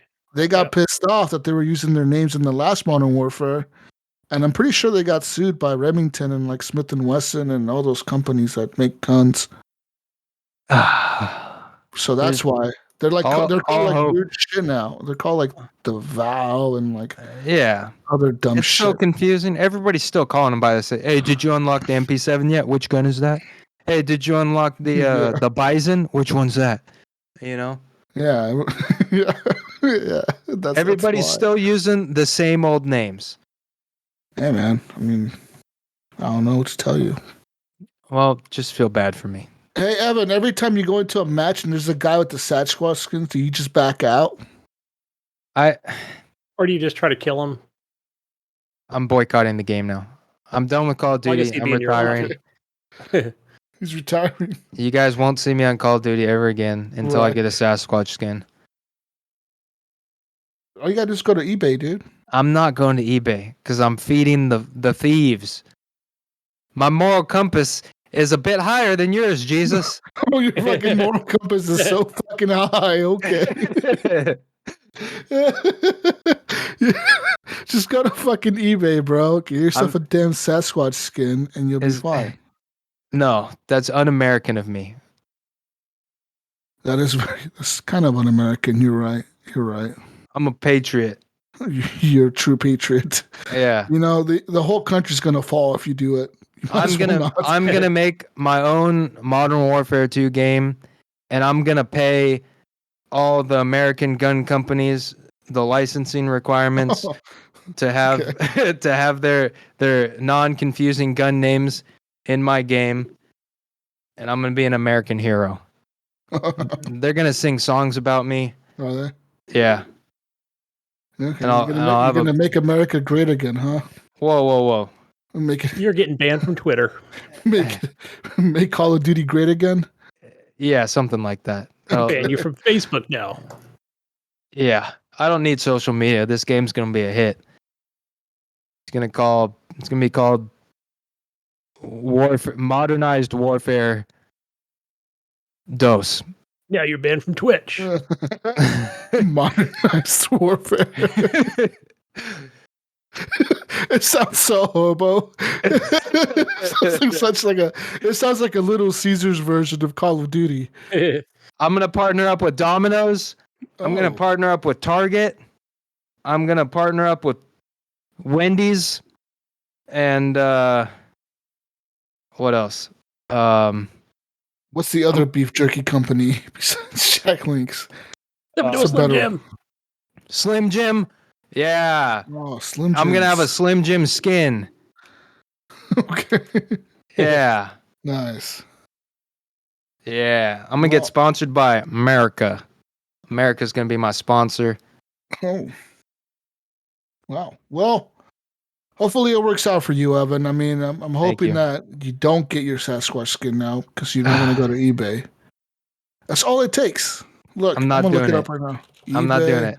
I think you should just travel the U.S. just looking for codes at every Walmart. That's what I've been doing. I traveled across the United States of America. All the way to Ohio. This is all the way to Ohio where there's Kroger's and Walmart.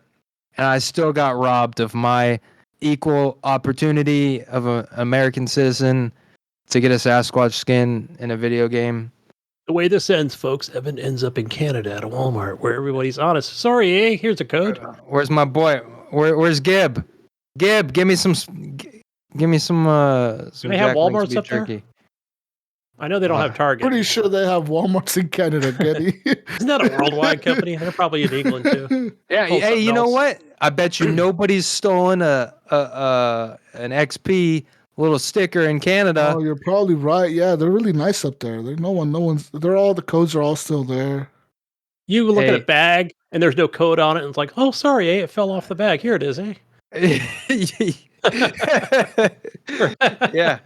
Yeah. Hey, Ryan, I'm gonna We thought it was stolen, but it wasn't. I'm gonna send you $28, whatever that is in Canadian monies, and I need that Sasquatch skin. Look, Give you me a go to solid. eBay right now, $47.99, Modern Warfare 2, Jack Link's 4-code set, Ghillie Sasquatch skin, and reward. How much did you say? $47.99. $47.99. Yeah. I So mean, you're talking. the average price is $39.99. So I'm gonna pay double.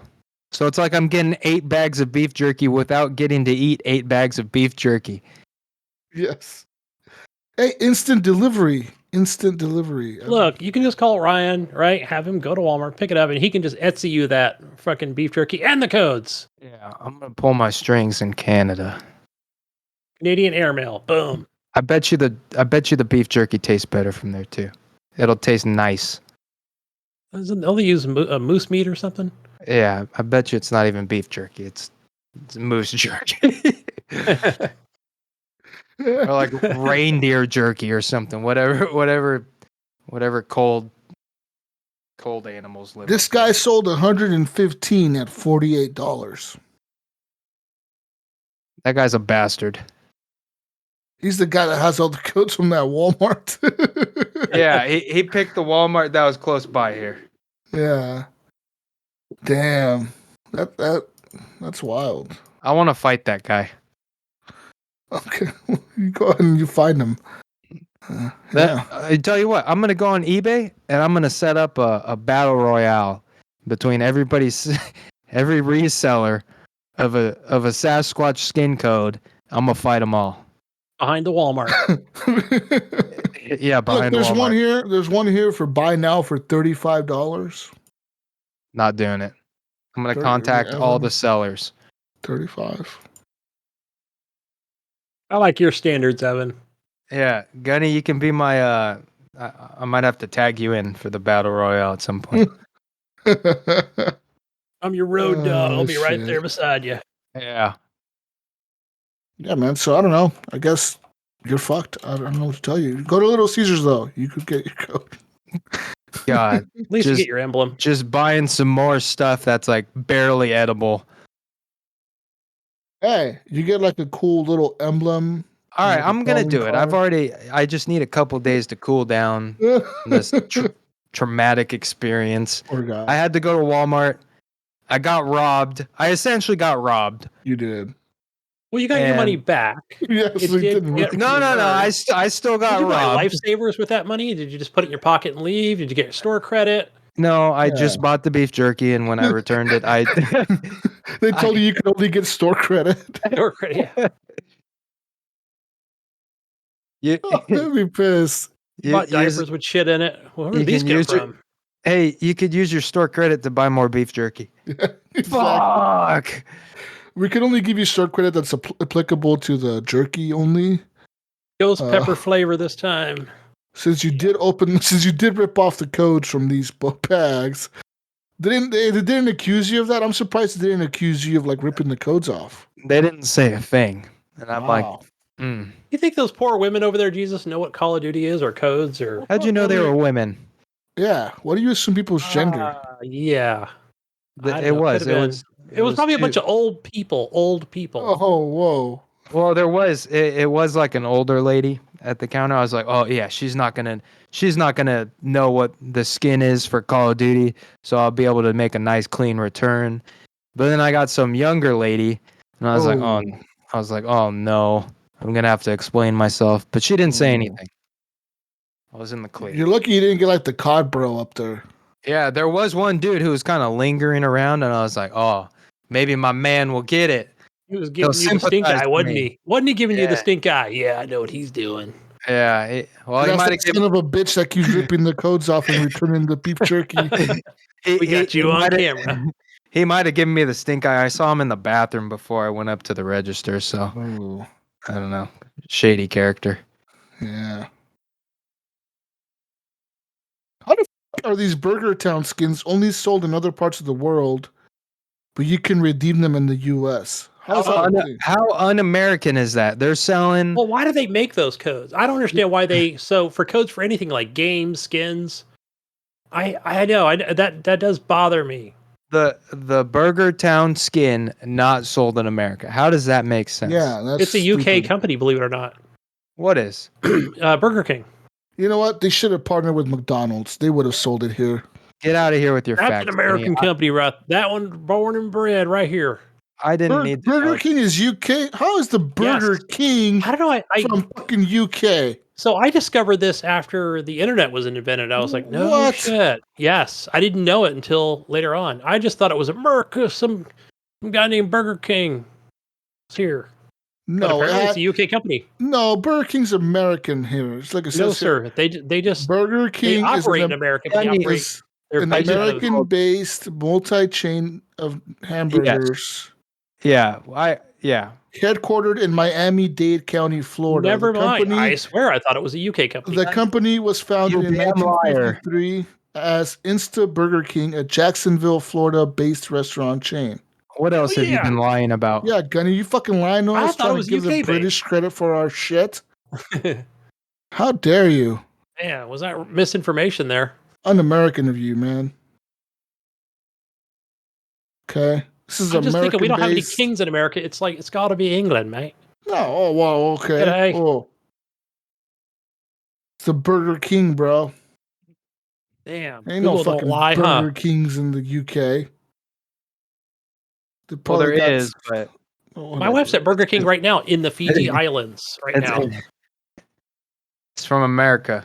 America. America. From Pacific Jacksonville, Island Florida. Company. America. Hell Yeah. yeah. Yeah. Anyways, go get me a Burger Town skin, people. I need one. And I need a Sasquatch skin. Well, I want the Sasquatch skin too. So give me a Nope, Sasquatch you already skin. asked for the Burger Town one. I'm getting both You of them only now. get one Fuck you. request. You only get one request. Gunny gets the pizza emblem. Yeah. Thanks. Because I'm not eating the pizza either. Isn't there like a Mountain Dew skin also? Yes, I have it. But that skin looks stupid. That one looks fucking. Oh, bro, you're shitting on my hell skin. no. The one skin he got, right? That sucked. Bro. That skin looks fucking stupid. It looks like the other operator. He doesn't You're even a look dick. different. You're a dick. He doesn't even look different from the other guy. He does. He looks like a crash test dummy. He's the green guy, right? Yeah. It looks stupid. Fucking Whatever, bro. stupid ass skin. Do you have the Mountain Dew skin? I don't have the Mountain Dew Oh, skin. you're jealous. That's what it is. You're jealous. You know what? Can we go to eBay real quick? Yeah. Go ahead. I hope you paid $28 for a Mountain Dew. Hold on. I got a Burger King skin is $10. Mountain Dew cod skin. $5.93. You see how worthless your skin is? Worthless. I hope you have to pay more than $5. $5.93 right now. I could get it. Just go get a Mountain Dew and be an American. Be a patriot. Yeah. Okay. Is Mountain Dew an American company? It's got to be. Gunny, no, it's a Yeah. Chinese Hey, Gunny. company. Gunny, where's Mountain Dew from? Mountain Dew is from Taiwan. I don't know, man. I'm still Googling this, Jesus. I think Google, yeah. I'm checking Mountain on this Dew's owned by Burger King thing here. Pepsi. Doing my research. It was founded in Tennessee. You can't get more American than that. Yeah, from Tennessee. Mm-hmm. Yeah. Hey, it says here Burger King started in. Oh, Well, you trying to question my I'm still trying to my question it, man. fact-checking, I'm telling you. motherfucker. How dare you question my fact checking on you? I'm fact checking you. You're fact checking my fact checking? I guess I am. I'm just, I'm looking at it here. But damn, you're right. Jacksonville, Florida. Okay, never. Told You're you. right. I am so wrong. It was founded in 1953, Jacksonville, Florida. Gunny's gonna go in there and change the Burger King. Gunny's gonna change the Wikipedia page to say it was founded in the UK. It's from Henley-on-Thames in England. Oh man. Wait. Anyways, I sounded British right then. Never mind. Thank you for joining us, Evan, in this last 20 minutes of the show. 30 minutes. Man, of the crying show. about Call of Duty for the last hour. That's good stuff. You're welcome. I had it all bottled up inside of me. Poor guy. That's not a Mountain Dew pun, but it's rough. Yeah, I had to get this out of my chest. This is like therapy right here. I've been going crazy. But seriously, Evan, I do want to know. I mean, I'm sure you're aware of it. As far as like the patches and stuff go for the game itself, is that something you have done? Did you have to revert patches, or are you just dealing with the crashes and restarting? I'm dealing with the crashes because I'm an American. Oh, it's your fucking standards thing again, right? It's your moral compass. I'm not going back. Compass. Not going back to them old patches. I couldn't deal with that. Listen, a true American would figure out how to solve the problem and just get it over with. Like myself. Yeah, I would tweak Mayo's computer is what I would do. Tweak it. Start playing with all the settings. Yeah. You're like them Chinese. I have faith in is Activision an American company? Can you fact check that? I have faith in my American company that they will provide me with an update to play my American game. I'm fact checking if Activision is it's an American company. But yeah, I've just been dealing with it. Just been raging. Just go get it on your PS5, bro. No problems. Was founded in Santa Monica, California. Well, the thing is, the game's been crashing for everybody. I mean, even on a console. Well, apparently not for fucking Brink. Brink is all like, "Oh, bro, the drivers work fine." Well, that's because he changes his computer every day. Upgrades it every 3 minutes. The game is a virus. The game is a virus, and Brink changes his computer so much that he killed the virus. Yeah. Brink is over there saying that he has no crashes, the best performing drivers ever. Yeah, it'll crash on me at least once an hour. Yeah, at least. Ooh, yeah, I couldn't do it. I was telling Gunny, the longer you play, the more it'll crash. Like sometimes I'll go like maybe 2 hours and it won't crash. Are you playing by yourself? Yeah. But if somebody invites me to a party, bro, boom, crash. Yeah, it's done with. Yeah, as soon as I'm in a party, and then there's that whole connecting issue too. You'll be like in a party, and then it'll just say connecting. You know what we're naming this show? Call of Trash. Call of Trash. Accurate. Call of Trash 2. I don't know. All right, well, I mean, you know what, Evan? You should just trade Mayo's Camaro for that Sasquatch skin. Somebody will do that trade. I need offers. I need to see the Sasquatch skin before I trade it. I'll get in a lot of trouble, so I need to make sure it's worth it. Evan will do it. I'm gonna get Mayo 6 months in the dungeon. Oh, but at least got no car, but there's an empty display of beef jerky in his room. Yeah. I'm gonna get paper everywhere. 6 months dungeon, and all I get to eat is spicy pickle pork jerky with no codes on it. That doesn't even sound good. Spicy pickled pork jerky. That sounds so terrible. Who thought that was a flavor? They probably just thought of it because it was green, right? They're like, "Oh, it has to be something green, bro." Yeah, we can't do jalapenos. We got to do spicy pickles. Yeah. Fuck. That's terrible. That's a terrible flavor, spicy pickle. I mean, I kind of wanted to try it, but reminds me of a liquor I deliver, something like that. What? You deliver spicy pickle drinks? Actually, it's not even me. It's my rival company. It's like, what the hell is it? It's I don't know. It's some kind of jalapeno pickled fucking vodka thing. Every time you try and take a sip, a pickle goes in your mouth. But I do deliver the pickle flavored moonshine. Not the spicy one, but. I know I keep picturing that in my head every time you mention it, but yeah, nobody buys that one. Everybody wants Spicy apple or pickle. cherry or the white lightning.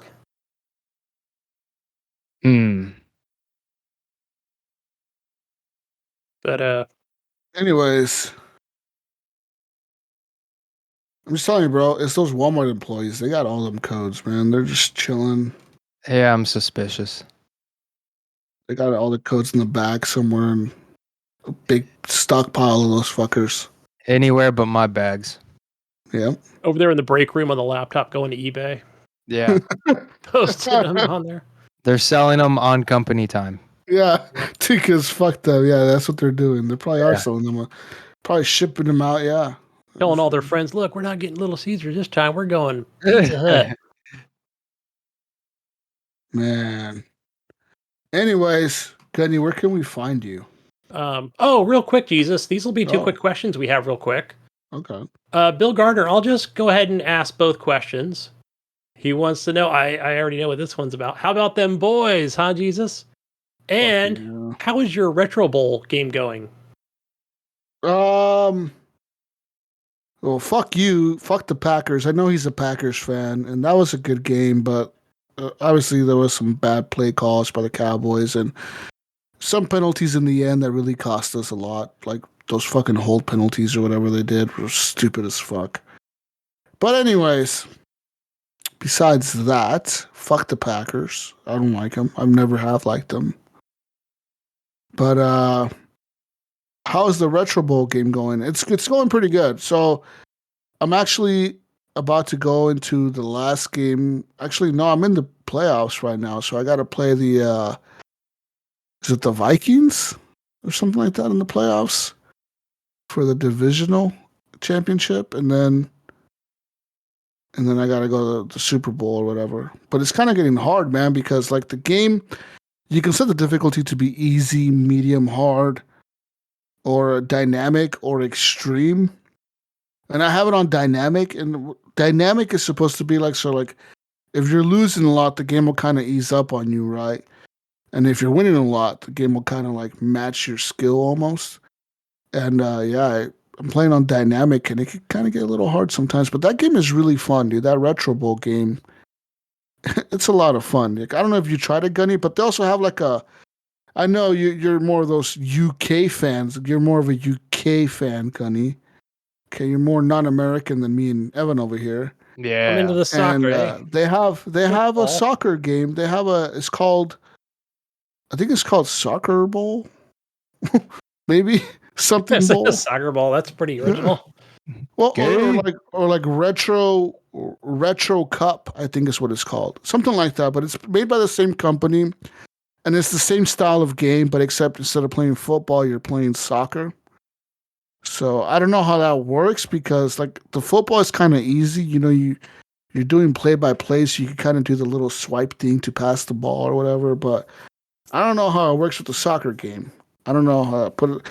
I heard the soccer game is newer than the football one, so they've actually supported the soccer game actually really well, and they're doing more quality of life updates to that game than the football one. Even though the football one does still get updates, it's like they're focused more on the newer game, right? So, yeah.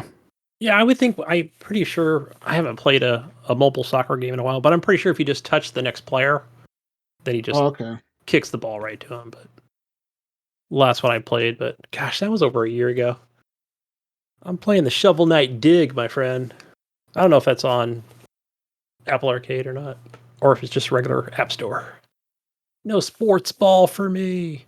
Guys, go find me over on Xbox and Steam and all that stuff. Gamertag, GunnyChief. And on the PlayStation playing God of War Ragnarok. Yeah. HGP_Gunny. Where do we find you, Evan? Not on Call of Duty as A1 Thick Sauce 69, and on Discord as Shirt Pockets. Mm. And the Mayo everywhere Where's the Mayo? as He's gone. everywhere Mayo's as dog. the Mayo 1. Mayo got replaced.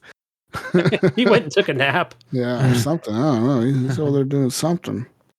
You can find me on everything as Jesus Walks Loud. I'll be playing some Call of Duty, hopefully with my Sasquatch skin here. Go fuck yourself. When I win this bid here in 3 days. Evan, I swear to God, if I get on there and I see that you outbid me, I'm going to be fucking pissed. Just wait. Evan gets on there. He outbid me by 1 penny. Oh, that motherfucker. And then I'm going to sell it to somebody for cheaper. Yeah. He's going to do a giveaway. That makes no sense, but okay. Put it on YouTube. Send you a link. I'm going to buy it for $30. I'm going to sell it for 20. That way somebody gets a fair shot, just like I deserved. Oh, true. It's like a fucking vigilante of Sasquatch skins. True American. Yeah, okay. Sponsored by America. And find it. Anyways, we're out of here. Peace out, Brussels sprouts. We'll catch you on the next week's edition of the Horrible Gamers Podcast. We're out of here. Bye. Bye. Bye. Back in the day when everything was easy, so easy. We used to hang around the fire all night. Oh yeah. Back in the day when all we needed was sunshine and the future bright as a clear blue sky, bright as it could be.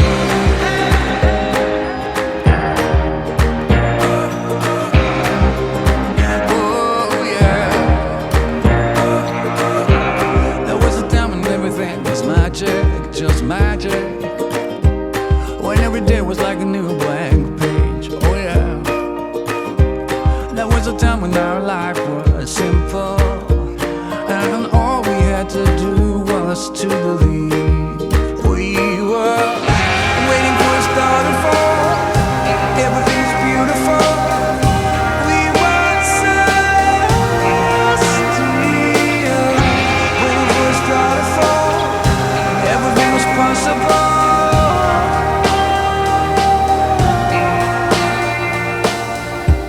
Back in the day when everything was forever, forever. Couldn't imagine that the summer would ever end. Still feel your skin upon my skin in the sunshine, with the wind blowing softly through my hair, through my hair.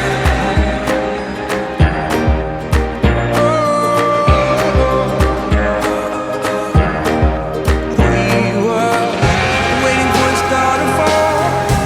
Everything's beautiful. We were celestial. Waiting for a star to fall. Everything was possible.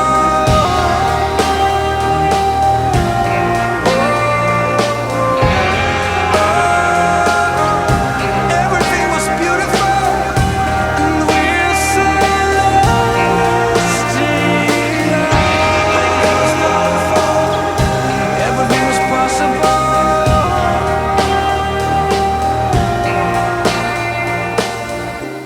Back in the day when everything was easy, so easy. We used to hang around the fire all night. Oh yeah. Back in the day when all we needed was sunshine and the future bright as a clear blue sky, fading away.